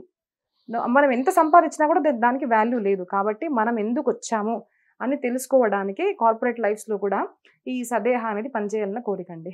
ఇంకోటి మేడం, పిల్లలు, చిన్న పిల్లలకు కూడా మీరు కథా ప్రవచనాలు అనేది చెప్తా ఉంటారు. చిన్నప్పుడు మా ఫ్యామిలీలో కానీ లేకుంటే మా జనరేషన్ వరకు అయితే ఇంట్లో గుళ్ళకి తీసుకెళ్లేవాళ్ళు, అక్కడికి మొత్తం చెప్పేవాళ్ళు, లేకుంటే తాతలు అమ్మమ్మలో కూర్చోబెట్టి పురాణాలు లేకుంటే కథలు నీతి వాక్యాలు ఏదో ఒకటి చెప్తా వచ్చేవాళ్ళు.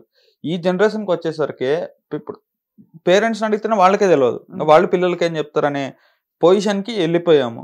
మీరు ప్రత్యేకంగా పిల్లల్నే ఇవి చెప్పాలనుకున్న రీజన్ ఏంటి? ఎందుకంటే మన సంపూర్ణ సృష్టికి కూడా ఆధారం అంటే ఏంటిది, పిల్లర్స్ ఎవరంటే పిల్లలే. మన నెక్స్ట్ జనరేషన్ అంటే ఏంటిది, మన పిల్లలే. ఇప్పుడు అదే ఇప్పుడు కార్పొరేట్ ఆఫీసెస్లో పనిచేసే ప్రతి తల్లిదండ్రులకి టైం ఉండట్లేదు. సరే అమ్మమ్మ తాతయ్య ఇంట్లో ఉన్నారా అంటే నానమ్మ తాతయ్య ఇంట్లో లేరు, ఎందుకంటే అందరూ న్యూక్లియర్ ఫ్యామిలీగా మారిపోతున్నారు. సో పరివార సంస్థ అనేది కూడా ఖండించబడిపోయింది, అందరూ మిషన్ లాగా పనిచేస్తున్నారు. సో పిల్లలు కిడ్స్ ఆర్ ఫీలింగ్ లోన్లీనెస్ అనమాట. వాళ్ళకి ఏం చేస్తున్నామో తెలియదు, స్కూల్లో వేశారు, నేర్పిస్తున్నారు, పొద్దు నుంచి సాయంత్రం దాకా బిజీగా ఉండాలని, ఈవినింగ్ క్లాసెస్, మార్నింగ్ క్లాసెస్, వాళ్ళ లైఫ్ కూడా మెషిన్ లాగా మారిపోయింది. అంటే మనం మనుషులుగా బతకట్లేదండి, మనం మషిన్స్ లాగా బతుకుతున్నాం. సో మనం మనుషులము అని ఎప్పుడు తెలియగలుగుతామంటే చిన్నప్పుడే మనకు చెప్పాలి, మనం అసలు ఎందుకు పుట్టాము, ఏం చేస్తున్నాము, మన శ్వాస అంటే మన హెల్త్ దగ్గర నుంచి ఫస్ట్ థింగ్ కమ్స్ ఏంటంటే మన హెల్త్. ప్రాణాయామము, యోగా, ఎక్సర్సైజెస్ ఇవన్నీ మనం కనుక చిన్నప్పటి నుంచి అలవాటు పెడితే, చిన్నప్పుడు ఒక శరీరానికి అలవాటు అయితే పెద్దగా అయ్యాక అలవాటు అవుతుంది. ఇప్పుడు పెద్దవాళ్ళకి చెప్పామనుకోండి, నమస్కారం చేయరా నాన్న అనగానే వాళ్ళకి అదేంటిది నేను వంగాలా అనిపిస్తుంది, పెద్దగా అయ్యాక వంగరు. చిన్నపిల్లలు వెంటనే చేసేస్తారు. So that is the right age to give them, to shape them. కాబట్టి చిన్న పిల్లలకి first mental health, physical health ఇవన్నీ చెప్పాలి. అండ్ స్పిరిచువాలిటీ, సనాతన ధర్మం అంటే ఏంటిది, it is nothing but giving good mental health. మనం ఎందుకు పుట్టాము, ఏం చేస్తున్నాము, మన మైండ్కి ఒక క్లారిటీ ఇవ్వడాన్నే మనం స్పిరిచువల్ సైన్స్ అనేది అంటాము. So this is not religion, this is for every one. చాలా మంది సనాతన అనేసరికి హిందూయిజం అనుకుంటారు.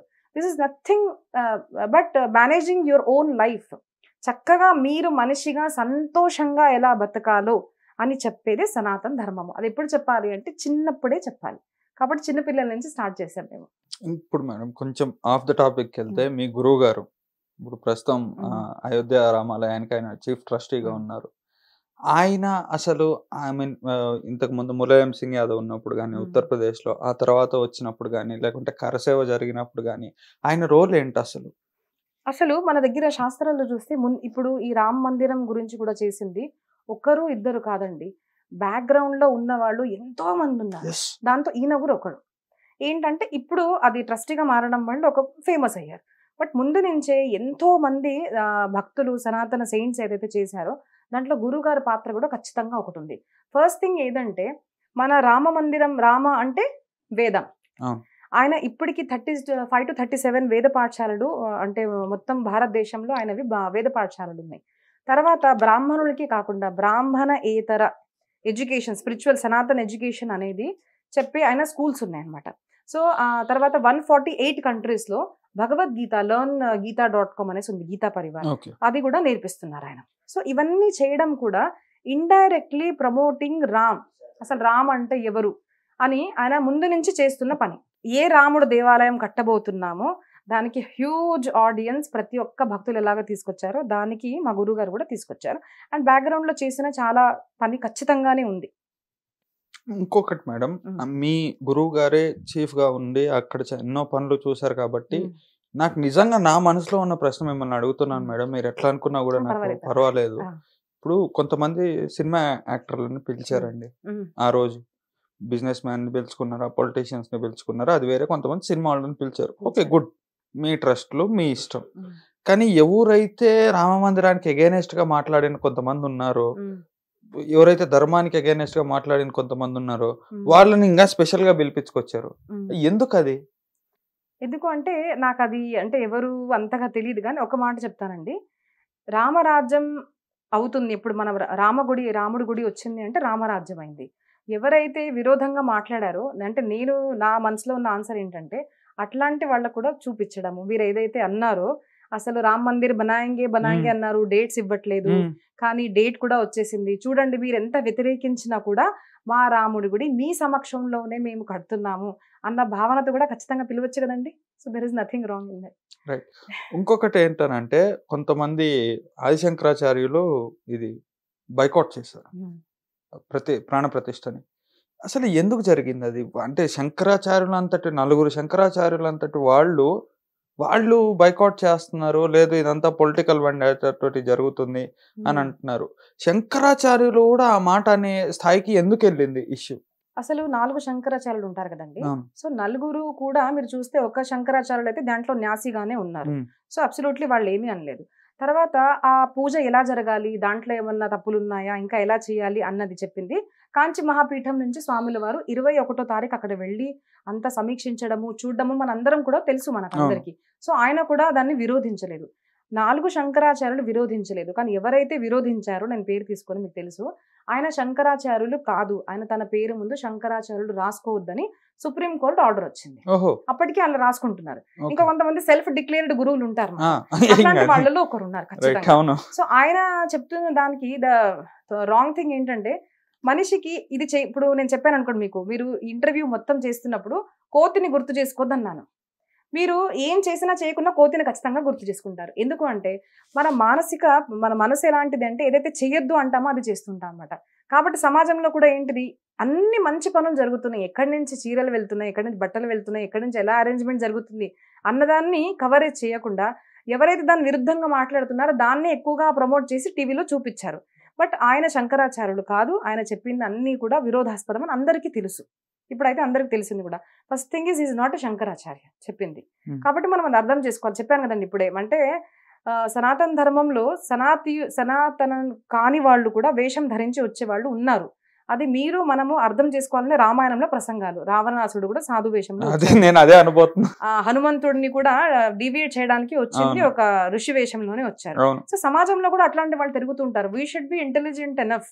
అసలు ఎవరు ఎట్లాంటి వాళ్ళు, ఎవరి మాట మనం వినాలి, వినకూడదు అన్నది మనం బుద్ధితో ఆలోచించాలి గానీ, ఇలాంటి వాళ్ళు వస్తుంటారు, మాట్లాడుతుంటారు. అయితే ఈ శంకరాచార్యులు మేము ఇది హ్మ్. కరెక్ట్ కాదు. ఇది పొలిటికల్ దానికోసం జరుగుతుంది. హ్మ్. పొలిటికల్ ప్రమోషన్ అని అన్నారు. కొంతమంది నిజంగా అప్పటి కారసేవలో పాల్గొన్న వాళ్ళు మైకుల ముందుకొచ్చి చెప్పిందేందంటే, "బాబు నువ్వొచ్చినా రాకపోయినా ఎవరికీ ఫరక పడదు. హ్మ్. మాకైతే అసలకే ఫరక పడదు. హ్మ్. అక్కడ పోయింది మేము. ప్రాణాలు పోగొట్టుకుంది మా ఫ్యామిలీ యాహ్! వాళ్ళు. అంత కార్యం చేసిందల్లా మేము. నువ్వు వస్తే ఏంది? నువ్వు రాకపోతే ఏంది?" అన్నట్లుగా మాట్లాడారు. హ్మ్. ఇది కరెక్ట్ అనుకోవచ్చా ఈ మాట? కరెక్టే గదండీ. ఇప్పుడు చూడండి, ఎప్పుడన్నా మంచి పని చేస్తున్నాము అంటే నెగెటివ్ ఎనర్జీ ఉంటుంది. పాజిటివ్ ఎనర్జీకి నెగెటివ్ ఎనర్జీ ఖచ్చితంగా ఉంటుంది. మీరు ఇప్పటిదాకా ఆపాలి అనుకుంటే మీరు ముందెందుకు రాలేదు? కరెక్ట్ అది ఇంకా హ్మ్. టెంపుల్ అవ్వబోతుంది, చేస్తున్నారు అనంగానే వీళ్ళ సంతోషంలో ఎలాగ విఘ్నం కలిగించాలి అన్నవాళ్ళు కొంతమంది విఘ్న సంతోషకులు ఉంటారు. వాళ్ళొస్తారు, వాళ్ళు మాట్లాడతారు. దాన్ని మనం వాల్యూ ఇవ్వకూడదు. వస్తుంటారు, పోతుంటారు అట్లాంటి వాళ్ళు. నిజంగా మీరు గనక ఆ రోజు చూస్తే అసలు రాముడి గుడి చూడడం ఒక ఎత్తు. మా గురుగారు ఎప్పుడు అంటుంటారు. దేవుడు గుడికెళ్ళిన తర్వాత దేవుడి దర్శనం కన్నా మీరు భక్తుల కళ్ళలో దర్శనం చూడండి. అసలు వాళ్ళ భావము. నేను యెస్. మొన్న కూడా టీటీడీ రికార్డింగ్ కోసం తిరుమల వెళ్తే అక్కడ దేవుడినేమో కానీ అక్కడ వాళ్ళ భక్తుల్లో సంతోషం పొద్దున అంత ఎండ కాళ్ళు కాలుతున్నాయి గానీ కొండ ఎక్కి వెళ్ళాలి. నమో గోవింద గోవింద అని వాళ్ళ కళ్ళల్లో ఉన్న సంతోషము, ఉత్సాహము అదే సంతోషము చూడండి ఎన్నో భక్తుల్లో ఎవరైతే దాంట్లో పాల్గొనలేదో ప్రతి వాళ్ళకి సంతోషం కలిగింది. యెస్. కొంతమందికి సంతోషం ఉండదు. కొంతమంది విఘ్న సంతోషకులు ఉంటారు. అలాంటి వాళ్ళకు వందనాలు. అయితే ఇంకా చాలా కొంతమంది అనిందేందంటే, ఈ గుళ్ళు అసలు కడతాం ఎందుకు? హాస్పిటల్ కట్టొచ్చు కదా! హ్మ్. యూనివర్సిటీ కట్టొచ్చు కదా! హ్మ్. ఇంకేమన్నా కట్టొచ్చు కదా! ఆ రాముడి పేరే ఆ హాస్పిటల్‌కో, యూనివర్సిటీకో పెడితే హ్మ్. ఆయన రాజ్యంలో విద్య ఎళ్ళినట్లు ఇక్కడ గూడా వస్తది కదా! హ్మ్. అన్నట్టుగా గూడా కొంతమందన్నారు. హ్మ్. వాళ్ళకి మీరిచ్చే సమాధానం ఏంటి? నేను 2 అడుగుతానండి. ఫస్ట్ థింగ్ ఈజ్ మనము గుడి హాస్పిటల్ కట్టాలి, 10 మందికి చేయాలి అనుకుంటే, నేను అట్లాంటి వాళ్ళతో ఏమంటానంటే, మీ ఇల్లు ఏదైతే ఉన్నాయో, అవి మనం కూల్చి హాస్పిటల్స్ కడదాము. నేను కడతాను. మీరు మా ఇల్లు నాకిస్తారా? మీ ఇల్లు నాకిస్తారా? అన్న ఫస్ట్ క్వెషన్. అట్లాంటి వాళ్ళని అడుగుతున్నాను నేను. సెకండ్ క్వెషన్ నేను అడిగేదేంటంటే, అక్కడ గుడి కట్టాల్సిందో, ఇంకేదో కట్టాల్సిందో అబ్సల్యూట్‌లీ యెస్. సరే కట్టాల్సింది. ఇన్ని రోజులు మీరెందుకు కామ్‌గా ఉన్నారు? ఎవరో వచ్చారు, మా రాముడు స్థానం ఏదైతే ఉందో ప్రూవ్ చేయబడింది, అందరికీ తెలుసు. మా రాముడు స్థానంలోనే అక్కడే గుడి కట్టాలి. ఎందుకంటే దట్ వాస్ దేర్ ప్రూవ్డ్. ఇప్పుడు దానికి చెప్పే అవసరం లేదు.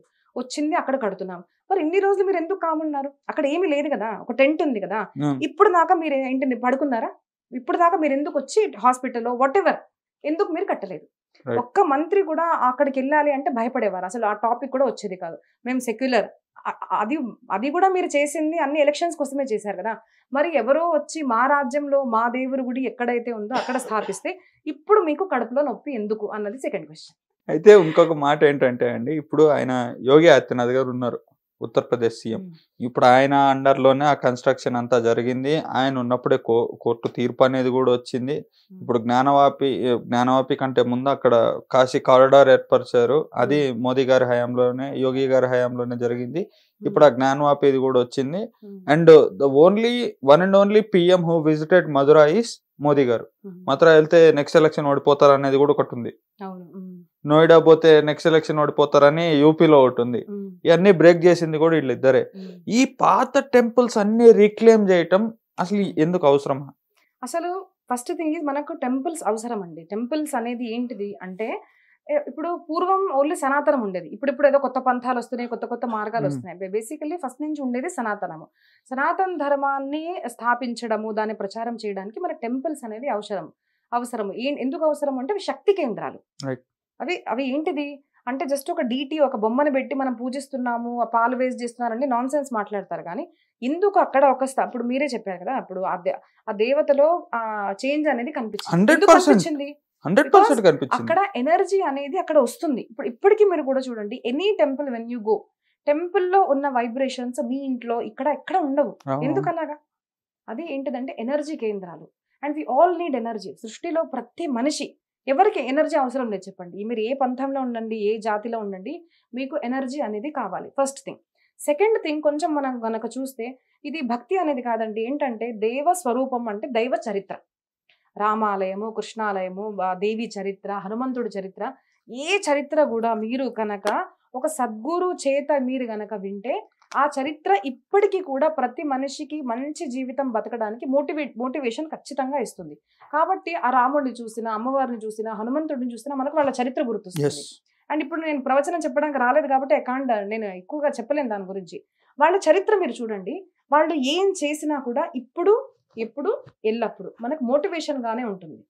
కాబట్టి అది ఒక చరిత్ర మందిరం, అది ఒక శ్రద్ధాస్థానం, అది ఒక ఎనర్జీకి ఒక కేంద్రం. కాబట్టి ముందు నుంచి ఉన్నాయి. ఇది ముందు నుంచి ఉన్న టెంపుల్స్ ని ఎవరో వచ్చి కూల్ చేసిన తర్వాత మాకు ఉంటుంది కదండి, మన అందరికీ ఉంటుంది. ఎందుకంటే మన శ్రద్ధాస్థానాలు. ఇప్పుడు సింపుల్ థింగ్, మన ఇంట్లోనే నాకు ఇష్టమైన ప్లేస్ ఏదైతే ఉందో ఎవరైనా తీసేశారనుకోండి, ఫ్రేమ్ తీసేశారు. ఎందుకు తీసేసావు? నాకు అది ఇష్టం కదా, ఆ ప్లేస్ లోనే ఉండాలని చెప్పాను కదా. సింపుల్ థింగ్ మనం బాధపడతాము. మరి ఎన్నో తరతరాలుగా వచ్చిన మా గుడ్లు, మా శ్రద్ధాస్థానాలు అవన్నీ ఎవరో వచ్చి కూల్ చేస్తే మేము ఎందుకు సహించాలి? మేమైతే వెళ్ళి వేరే వాళ్ళకి కూల్చట్లేదు కదా. మా శ్రద్ధాస్థానాలు మీరు కూల్చివేస్తే మేము ఖచ్చితంగా we will take it out. ఎందుకు తీసావు ఫ్రేమ్? నేను నా ఫ్రేమ్ అక్కడే పెట్టుకుంటాను. సింపుల్ థింగ్ మనం చేస్తాం కదా, అదే వీళ్ళు చేస్తున్నది. అది చేస్తున్నది ఇట్స్ నాట్ పొలిటికల్ థింగ్. అది మన శ్రద్ధాస్థానం, మన భక్తి స్థానము, మన శక్తికి కేంద్రము, విశ్వానికి సంతోషాన్ని ఇచ్చే కేంద్రం. కాబట్టి we will do it and we have to do it. Madam, అది మిమ్మల్ని ఇంకో క్వశ్చన్ ఏంటంటే, ఆర్య ద్రవిడ సిద్ధాంతం గురించి ఇందాక మిమ్మల్ని అడిగాను. చిన్నప్పుడు దూరదర్శన్లో రామాయణం సీరియల్ వచ్చేటప్పుడు జంబూ ద్వీపే భరత కండే ఆర్యావర్తే ఏక నగరీతి, ఆ సాంగ్ ఇప్పటికీ ఐకానిక్ సాంగ్. అది నాకు ఎప్పుడన్నా మూడు బాలైపోయిన నేను ఆ సాంగ్ వింటాను. అందులో జంబూ ద్వీపే భరత కండే ఆర్యావర్తే అని ఉంది. మళ్ళీ అసలు శంకరాచార్యులు ఆయన చరిత్ర కొన్నిసార్లు అడిగినప్పుడు ఆయన కాశ్మీర్లో ఒక డిబేట్ లో పాల్గొంటూ అని అంటాడు, అహం ద్రవిడ శిష్యు అని అంటారు ఆయన. వీళ్ళు ఇప్పుడు ఈ సిద్ధాంతాన్ని ఎవరైతే ప్రపోజ్ చేసే వాళ్ళు ఉంటారో, ఆర్యుల పైన ఎక్కడి నుంచో వచ్చారు, ఇక్కడ ఉండే వాళ్ళంతా ద్రవిడులు, మూల నివాసులు అంతా ఉంటారు. ఇప్పుడు పురాణాల్లో చూసుకున్న జంబూద్వీపే భరతకండే ఆర్యావర్తే అని వచ్చింది. ఇక్కడేమో ఈయన అహం ద్రవిడ శిశు అంటే సంస్కృత్, నేను అక్కడ పుట్టినోడిని అని. ఇవి రెండింటిని కూడా చూపిస్తా ఉంటారు. అసలు ఈ రెండింటికి వ్యత్యాసం ఏంటి? అంటే ఇప్పుడు చూడండి, మనం ఎవరు అంటే మీరు ఫస్ట్ క్వశ్చన్ అడిగారు. నేను అంటే మన మూలానికి చెందిన వాళ్ళ మన పేరెంట్స్ పేరు చెప్పుకుంటామో, లేదు అంటే మనం మన భర్త పేరు చెప్పుకుంటాము. అలాగా ఎక్కువగా మూలంలో వెళ్తే నేను ఈ దేశానికి చెందిన వాడిని, నేను ఈ సంస్కృతికి చెందిన వాడిని రైట్. అని చెప్పుకోవడము మనకొక ఆనవాయితీ. మనం ముందు నుంచి చెప్పుకుంటాం. కాబట్టి ఆయన అక్కడ చెప్పింది ఏంటిదంటే, నేను ఏ సంస్కృతికి చెందుతాను? ద్రవిడ సంస్కృతికి చెందుతాను.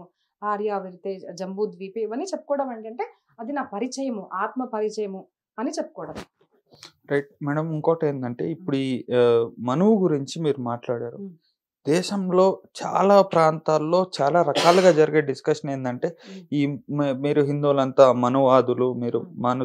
మనువు సిద్ధాంతాన్ని పాటించారు. హ్మ్. ఇంకా అంబేద్కర్ గారైతే ఇంకొక అడుగు ముందేసి మను చరిత్రను తగలబెడతాం అనేది జరిగింది. ఇదంతా లేడీస్‌కి అగైనిస్ట్ అని అంటారు. మనువాదం అనేది. ఇంకా చాలా దళితులకు అగైనిస్ట్ అంటారు. లేకుంటే వర్ణ ప్రాంత భేషాన్ని పుట్టించిందే ఈ మనువాదం అని అంటారు. అసలు ఏంటి కాంట్రోవర్సీ? థింగ్ ఏంటిదంటే, ఇప్పుడు అందరూ గొడవ పడేది ఎక్కువ దేని మీద అంటే భేదాలు ఉండకూడదు అంటారు. సో నేను చెప్పడం కన్నా ముందు first I want to come to a concept భేదాలు. మనం ఏమనుకుంటామంటే అందరం ఒకటే అంటారు కదండి. అందరం ఒకటే అనేవాళ్ళకు అని అంటారు. అంటారు కదా మీరు, అంటే అనేవాళ్ళలో నేను కూడా ఒప్పుకున్నది అంటారు కదా. మరి మీరు తినే ప్లేట్లలోనే మీరు అందరికి పెడతారా? మీరు పడుకునే బెడ్ మీద అందరికి పడుకొనిస్తారా? రానివ్వం మనం. భేదాలు అనేది ఖచ్చితంగా ఉంటాయి. మన ఇంట్లోనే మనం చూస్తుంటాం. మన ప్రకృతిలో కూడా చూడండి, అన్ని ఒకటి కాదు. చెట్లల్లో కూడా దర్ ఇస్ టాక్సానమీ, అంటే ఫ్యామిలీ సిస్టమ్. ఈ చెట్టు దీనికి చెందినది, ఈ చెట్టు దీనికి చెందినది కాబట్టి ఇలా వస్తాయి, ఈ చెట్టు దీనికి చెందినది. మన పశువుల్లో కూడా చూస్తే ఇంకా ఓపెన్ గా మాట్లాడితే inter first year 8 marks answer botany. ఇది టాక్సానమీ దీంట్లో వస్తుంది, జువాలజీలో వస్తుంది. అంటే ప్రతి జీవం గురించి మాట్లాడదాం. సో చెట్లల్లో కూడా దెర్ ఇస్ భేదం, అన్ని ఒకటే కాదు. మీరు చెట్లు ఒకటే అంటే అవి ఒకటి కావు. అన్ని పశువులు కూడా వేరే వేరే. దాంట్లో కూడా జాతులు, ప్రజాతులు అన్ని ఉంటాయి. అలాగే మనుషుల్లో కూడా జాతులు ఉన్నాయి, ఉంటాయి, ఎప్పుడు ఉంటాయి. సింపుల్ థింగ్ అండి. మన స్కూల్లో మీకు కనుక గుర్తుంటే కాలేజెస్ లో మనకు షిఫ్టింగ్ చేసేవాళ్ళు కదా, షఫ్లింగ్ చేసేవాళ్ళు. ఏముండేది, వీళ్ళు బాగా చదువుతున్నారు, వీళ్ళని దీంట్లో పెట్టండి, వీళ్ళు దీంట్లో పెట్టండి. కరెక్ట్. ఎందుకు చేసేవారు? మరి అట్లాంటి కాలేజెస్ మీద మీరు ఎందుకు ఏం యాక్షన్ తీసుకోవట్లేదు? పర్ఫెక్ట్. సింపుల్ థింగ్ ఈస్, మీరు 2 years లో మా టార్గెట్ ఏంటంటే వీళ్ళకు ర్యాంక్ రావచ్చు అని వాళ్ళు భావించి వాళ్ళ మీద కొంచెం మీరు ఫోకస్ పెడుతున్నారు. సో మనం దాన్ని తప్పుగా ఎలా అనుకోమో అలాగే మన దీంట్లో కూడా భేదాలు అనేవి ఉంటాయి. అందరం ఒకటి కాదు. ఇప్పుడు పాత మూవీలో అలా కోసేసుకొని రక్తం చూడు అందరిది ఒకటి అంటారు. ఓకే, చూడడానికి బాగుంది, హిట్ అయింది, అందరం క్లాప్స్ కూడా కొట్టాము. నవ్ యూ టెల్ మీ, మీరు హాస్పిటల్లో ఉన్నారనుకోండి, ఉండకూడదు, హాస్పిటల్లో ఉన్నారు, మీకు అందరు బ్లడ్ ఇవ్వచ్చా? లేదు, ఎవరిది బ్లడ్ వాడికే ఇవ్వాలి. అవును. ఎవరైనా తప్పుగా ఇస్తే మీరు అంటారు అదేంటిదండి ఇచ్చారు అని కేసు అవుతుంది. అసలు మనిషే పోతాడు. సో లీవ్ అబౌట్ బయట, మీ శరీరంలోనే ప్రతి ఒక్క టిష్యూ అన్నది సేమ్ కాదు. Yes or no? మీకు మనకు హార్ట్ ట్రాన్స్ప్లాంట్ చేయాలి, ఎవరు పడితే వాళ్ళు మనకు హార్ట్ ఇవ్వచ్చా? Absolutely no. సో మనం అందరము ఒకటే. ఇప్పుడు మీ తల్లి కూడా మీకు ఇవ్వలేదు, మా ఫాదర్ కూడా నాకు ఇవ్వలేదు. ఎందుకు అంటే మనం అందరం ఒకటే కాదు అని మనకు చెప్తుంది. సరే, మెయిల్లో కూడా మనం అంటాము. మనం గనక చూస్తే మన ప్రాకృతిక రచన కూడా వేరేగా ఉంది. మనం అందరం ఒకటి కాదు. కానీ ఏకత్వం అనేది ఎక్కడ ఉండాలి అంటే, మన పూర్వీకులు, మన ఋషులు ఏం చెప్తారు, ఏకత్వము, ఏకభావము ఉండాల్సింది వ్యవహారం అంటే ఆచరణలో కాదు, భావంలో. ఏంటిది అంటే నీకు మంచి జరగాలి, వాళ్లకు మంచి జరగాలి. ఎగ్జాంపుల్ ఏమిస్తారు అంటే, ఒక తల్లికి 2 పిల్లలు అనుకోండి, 8 years బాబున్నాడు, 2 years బాబున్నాడు. పెద్దవాడికి 2 లడ్లు ఇస్తుంది, చిన్నవాడికి ఇస్తుందా? అపచనం అవుతుందని ఇవ్వరు మనం. అంటే ఒకటే తల్లి ఇద్దరితో సేమ్ బిహేవ్ చేయదు. ఎందుకు అంటే వీడికి ఎక్కువ కావాలి, వీడికి తక్కువ కావాలి. సిమిలర్లీ మన శాస్త్రాల్లో కూడా మీకేది ఇవ్వాలి, నాకేది ఇవ్వాలి, వేరే వాళ్ళకి ఏమి ఇవ్వాలి, ఏ ఉపదేశం ఇవ్వాలి అనేది వైడ్ వెరైటీ ఉండాల్సిందే. ఇంకో ఎగ్జాంపుల్ చెప్పాలంటే, మెడికల్ షాప్కి వెళ్ళాము, అన్ని ఉన్నాయి, ఏదో మెడిసిన్ ఇచ్చారయ్యా, ఏదో ఒకటి ఇచ్చేసి ఆ కలర్ బాగుంది ఇచ్చేసి అంటామా? Absolutely no. మీ శరీరానికి అంటే ఇద్దరు పేషెంట్స్ కి హార్ట్ అటాక్ వస్తే వాళ్ళిద్దరు age, pre history, post history అన్ని చూసే కదా మీకు మెడిసిన్స్ ఇచ్చేది. సో డిఫరెన్స్ ఉందా లేదా? మీరు ఆ డాక్టర్ మీద కేసు ఇస్తారా? వేరు కదా, బికాస్ దేర్ ఇస్ డిఫరెన్స్. అంటే మనం అందరం వేరే, కానీ ఏకత్వం ఉన్నది భావన ఏంటంటే అందరి కళ్యాణం జరగాలి. ఇప్పుడు ఎగ్జాంపుల్ చెప్పాను, ఎవరైతే దేశానికి అహితం చేస్తారో అట్లాంటి తాటికని చంపాలి, ఆడదైనా కానీ మగవాళ్ళైనా కానీ. అలాగే ఎవరైతే మంచి చేస్తారో వాళ్ళకు ఒక రకమైన ప్రవర్తన, వేరే వాళ్ళకు ఒక రకమైన ప్రవర్తన ఇవ్వబడడం ముందు నుంచి మనకు తెలుసు. సరే, ఇదైతే ఎవరో చెప్తున్నారో నాకు ఆశ్చర్యం అనిపిస్తుందండి. ఇవన్నీ వచ్చేవి వెస్ట్ నుంచి వస్తాయి. మనం వాళ్ళని నేర్చుకుంటున్నాం కదా. నౌ టెల్ మీ, అక్కడ బ్లాక్ అనేసి ఇప్పుడు కూడా గొడవలు చేస్తున్నారు. జస్ట్ సింపుల్ కలర్ వల్ల మీరు అంటే ఇంత భేదం చూపించిన వాళ్ళు మా భారతదేశానికి వచ్చి మాకు చెప్తారా అండి డిఫరెన్స్ అనేది? So that is my question, right? So అందుకోసం క్వశ్చన్స్ అడగండి, మీరు అడగండి. మీరు ఇట్లా బుద్ధి లేకుండా ఆ యూట్యూబ్ మీద గూగుల్ మీద ఏది అంటే అట్లాంటి వాళ్ళకి చెప్తున్నానండి, లేకుండా ఆలోచించకూడదు. We have brain. ఏది ఇప్పుడు మీరు చెప్పారనుకోండి, మీ పాప అక్కడే ఉందమ్మా అంటే మనం ఆలోచించాలి, నిజం చెప్తున్నాడా అబద్ధమా అని సింపుల్ ఆలోచిస్తాం మనం. అవును. దొంగవాడా మంచివాడా చిన్న చిన్న దానికి. మరి యూట్యూబ్లో వచ్చి టీవీలో వచ్చి ఎవరు ఏది పడితే అది మాట్లాడితే మీ బ్రెయిన్ మీరు యూజ్ చేసుకోరా? ఎందుకు ఎందుకు చెప్పబడింది ఏంటిది అనేసి ఎవరు చెప్తున్నారు? జస్ట్ రంగు మీద డిఫరెన్స్ చూపించేవాళ్ళు మా భారతదేశంకి వచ్చి మాకు చెప్తారా? భేదాలు ఉంటాయి, మనం అందరం ఒకటి కాదు, మనం అందరం వేరే, కానీ మన భావనలో మాత్రం ఒకటే ఉండాలి, అందరం కళ్యాణం జరగాలి అని మన సనాతన ధర్మం చెప్తుంది. అయితే ఇంకొకటి మాట ఏంటంటే మేడం, చాలా మంది అనేది మీరు ఈ మధ్య అఖండ అని ఒక సినిమా వచ్చింది బాలకృష్ణ గారు, ఒక డైలాగ్ ఉంటుంది, ఆయన క్యారెక్టర్ అఘోరా అన్నమాట. ప్రపంచం మొత్తానికి తప్పు జరుగుతూ ఉంటే ఈయన ఒక సూపర్ హీరో. ఇప్పుడు మొన్న వచ్చిన హనుమాన్ సినిమా కానివ్వండి, ఇలా ఈ మధ్య కొత్త ట్రెండ్ స్టార్ట్ అయింది, చాలా సంతోషంగా ఉంది. అంటే ధర్మాన్ని బేస్ చేసుకొని కూడా సినిమాలు వస్తున్నాయి, అందులో ఉన్న నీతుల్ని ఇప్పుడున్న జనరేషన్స్కి అర్థమయ్యేటట్లుగా తీస్తున్నారు అని. అయితే అందులో ఫేమస్ డైలాగ్ ఏంటంటే, అహింసా పరమో ధర్మ అనేది సగం శ్లోకమే, అది హిందువుల్లో ఉన్న పౌరుషాన్ని అణచటానికి చెప్పిన మాట. మొత్తం శ్లోకం వచ్చి అహింసా పరమో ధర్మ ధర్మహింస తదైవచ అని. కొంతమంది ఛాలెంజ్ చేసేది ఏంటి అని అంటే, అసలు లేదురా బాబు, ఇది కాదు, ఓన్లీ అహింసా పరమో ధర్మ అని. అది మిమ్మల్ని అడుగుతున్నాను, నిజం ఏంటి ఇందులో? మహాభారతంలో ఆ శ్లోకం వచ్చిందండి, అది కరెక్టే. మనకు హాఫ్ శ్లోకమే చెప్పించారు. ఏంటంటే మనకు అంటారు కదండి, half knowledge is always dangerous. మనకు హాఫే చెప్పబడింది. ఇప్పుడు ఈ చెంప మీద కొడితే ఇంకో చెప్ప చూపించు అని అనడం చాలా ఈజీ. ఆలోచించండి, మన దేశంలో వచ్చి మన ఇళ్లల్లో నుంచి మన ఆడవాళ్ళని తీసుకెళ్తుంటే, ఎన్నో కష్టపడి మనం సంపాదించిన మన సంపత్తి తీసుకెళ్తుంటే మీరు ఊరుకుంటారా? పోనీలే పాపం వాళ్ళు వీధి వాళ్ళు అనుకుంటామా? అనుకోం కదా. మనం ఖచ్చితంగా లేసే దొంగవాడిని కొడతాము. సిమిలర్లీ మనం ఇంటిని ఎలా రక్షించుకుంటామో మన దేశాన్ని మన రాష్ట్రాన్ని రక్షించుకోవడం మన కర్తవ్యమే కదా. మనముగా వెళ్ళి ఎప్పుడు యుద్ధం చేసింది సనాతన ధర్మీయులు రాజులు ఎప్పుడు చేయలేదండి. మనగా వెళ్ళి యుద్ధం చేసేది ఎక్కడ కూడా లేదు. యుద్ధాలు ఎందుకు జరిగాయి? మహాభారతం పూర్వం కూడా. అందుకోసం మహాభారతం వినాలి. మన పెద్ద థింగ్ ఏంటంటే డ్రాబ్యాక్, అందరికి మహాభారతం చదివితే వింటే గొడవలు అవుతాయి అనుకుంటారు. చాలా మంది అనుకుంటారు. అసలు నాకు మొన్న ఒక ఆవిడ కూడా భగవద్గీత అంటే మరాఠీలో ఉన్న తెచ్చిచ్చారు. ఎందుకు అంటే గొడవలు అయితే అంటే అక్క అని చెప్పారు. అంటే ఇంతగా ప్రమోట్ చేస్తున్నారు. ఏంటంటే అవి యుద్ధం గురించి, యుద్ధం ముందు చెప్పారు కదా భగవద్గీత, అదన్నా మహాభారతం చూస్తే మీకు గొడవలు జరుగుతాయి అంటే. నాకు అర్థమైంది. ఇది యాక్చువల్లీ ఇంకోటి వెస్ట్ లో నడిచేటి ఇంకో పెద్ద కాన్సెప్ట్ ఏంది అని అంటే, మహాభారతం అనేది peace no knowledge no provide చేసేది కాదు. మహాభారతం అనేది వైలెన్స్ ని ప్రీచ్ చేస్తుంది, వార్ ని ప్రీచ్ చేస్తుంది, రేసిజం ని ప్రీచ్ చేస్తుంది. ఓయమ్మ ఈ ఇజం ఆ ఇజం అని ఇంకో 10-15 యాడ్ చేస్తారు. ఇంకోటి ఏంటంటే ప్రతిసారి కొత్త ఇజం వస్తుంది. ఓసారి రేసిజం వస్తుంది, ఓసారి సెక్సిజం వస్తుంది, ఓసారి ఓకిజం వస్తుంది, ఇంకోసారి ఇంకోటి ఏదో వస్తుంది. అసలు మహాభారతం ఏం చెప్తుంది? Mahabharatam is a book of management. మనం బయట ఎంబీఏ అన్ని చదువుకుంటే, మా అమ్మాయి ఎంబీఏ చేశారు మనం ప్రౌడ్గా చెప్పుకుంటాము. Whereas Mahabharatam is nothing but it teaches us managing. ఎక్కడి నుంచి అంటే మన పర్సనల్ లైఫ్, మనము సెల్ఫ్ మేనేజ్మెంట్ ఎలా చేయాలి. ఇప్పుడు మనం అందరం కోర్సెస్ చూస్తున్నాం బయట కూడా, అండ్ ఇంట్రెస్ట్ కూడా చూపిస్తున్నాం. Self management, community management, then ఒక సంస్థ ఎలా మేనేజ్ చేయాలి, ఫ్యామిలీని ఎలా మేనేజ్ చేయాలి, రిలేషన్షిప్స్ ఎలా మేనేజ్ చేయాలి, ఫ్రెండ్స్ ఎలా చేసుకోవాలి, ఇవన్నీ మేనేజింగ్ లోనే వస్తుంది. సో మనం ఏమనుకుంటాము అంటే మహాభారతం యుద్ధం గురించి. Yes, it is about war. But ఆ వార్ దేని గురించి చూడండి, సృష్టిలో అన్ని చోట్ల వార్ జరుగుతుంది. ద ఫస్ట్ వార్ ఎక్కడ జరుగుతుందంటే మన మనసులో. ఈ పని నేను చేయాలా వద్దా, నేను వాడితో మాట్లాడాలా వద్దా, ఇది చేస్తే మంచిదా కాదా, అయ్యో ఇలా చేస్తే ఇలా అయిపోతుంది అని మనం ఆలోచనలతో ఫస్ట్ మన మనసుకు వార్ జరుగుతుంది. అది ఎలా గెలవాలి? అది గెలవడానికి మీరు కౌన్సిలింగ్ దగ్గర వెళ్తారు కదా. ఆ కౌన్సిలింగ్ బయట వెళ్ళే అవసరం లేదు. మహాభారతం ఎవరైతే వింటారో జయనామ గ్రంథ అంటారు.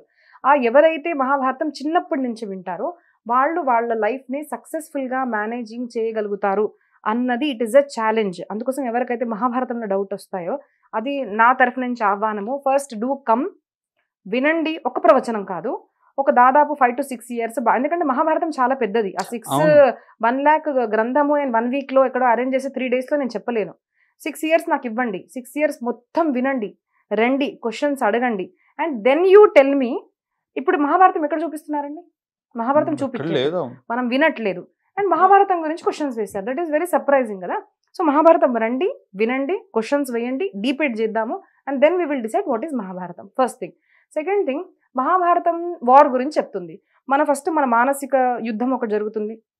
పరివారంలో నాకు ఒక్క ఫ్యామిలీ చెప్పండి ఎక్కడ గొడవలు లేవు. కరెక్ట్. అన్ని ఫ్యామిలీస్ లో గొడవలు అవును. ఉన్నాయి. ఇప్పుడు చూస్తుంటే డివోర్స్లు ఎక్కువ అవుతున్నాయి. ఎందుకు ఎక్కువ అవుతున్నాయి? గొడవల వల్లే కదా. దేశ విదేశాల్లో గొడవలు, రాష్ట్రాల్లో గొడవలు, ఇంట్లో గొడవలు, కపుల్స్లో గొడవలు, స్కూల్స్లో గొడవలు, సంస్థల్లో గొడవలు. వార్ ఎక్కడ లేదు చెప్పండి. Life is a struggle. Yes, fight it. ఇది అన్నప్పుడు ఎంత మనకు అనిపిస్తుందో ద సేమ్ థింగ్ మహాభారతం మనకు అదే చెప్పింది. మన శాస్త్రాలు ఎప్పుడు కూడా యుద్ధాలు ఉండవు, మీరు పుట్టారు అనగానే మీరు పెద్దగా అవుతారు, చదువుకుంటారు, పెద్దగా పెళ్లి చేసుకుంటారు, పిల్లలు పుడతారు, మీరు ఒక టైం వచ్చాక చనిపోతారు అన్నది కాదు కదా. Any time anything can happen in your life. ఎప్పుడు ఏదైనా జరగచ్చు. అది మీరు ఫేస్ చేయడానికి మీ మనసు, మీ శరీరం ఏకంగా ఉంచుకోవాలి. సమాజంలో భేదాలు వస్తే దాన్ని మనం ఎలా ఫేస్ చేయాలి అన్నది నేర్పించేదే మహాభారతం. వార్ ఎక్కడ లేదు. But what is that war? మనం అందరం పీస్ ఎందుకు కోల్పోతున్నామంటే యుద్ధాలు జరుగుతూనే ఉంటాయి ఖచ్చితంగా. ఆ యుద్ధాన్ని ఫేస్ చేసి మీరు అర్జునుడిగా అంటే ఒక మనిషిగా దాన్ని ఎలాగా ఆ ధర్మ యుద్ధాన్ని మీరు గెలవాలో అని చెప్పబడినదే Bhagavad Gita. And it is a challenge అండి. నేను చెప్తాను, భగవద్గీత మహాభారతం ఎవరైతే విన్నారో మంచిగా టైం ఇచ్చి 25-26 ఇయర్స్ వింటే మీరు ఇంజనీర్గా అవుతారు, డాక్టర్ అవుతారు. మరి మహాభారతం 1-2 days ఎలా వస్తుంది? 1 lakh shlokas. So at least give me 5 to 6 years. ప్రవచనాలు పెట్టండి, నేను వస్తాను, చెప్తాను, వినండి. And then we will decide what is Mahabharat. ఇది చాలా పెద్ద ఆక్రమణ మన దేశం మీద. ఏం జరిగిందంటే ఎడ్యుకేషన్ మీద ఆక్రమణ. మన స్కూల్స్ లో మీరు కనుక చూస్తే అసలు మనకి హిస్టరీ చెప్పింది మన హిస్టరీనే కాదు, మన హిస్టరీ మనకు చెప్పట్లేదు. పచ్చి బూతు. ఇప్పుడు మనం చదువుకునే హిస్టరీ అంత waste. I learned about Hitler and Tipu Sultan, whereas I have never learned about Jhansi Lakshmi Bai or Prithviraj Chauhan or many warriors.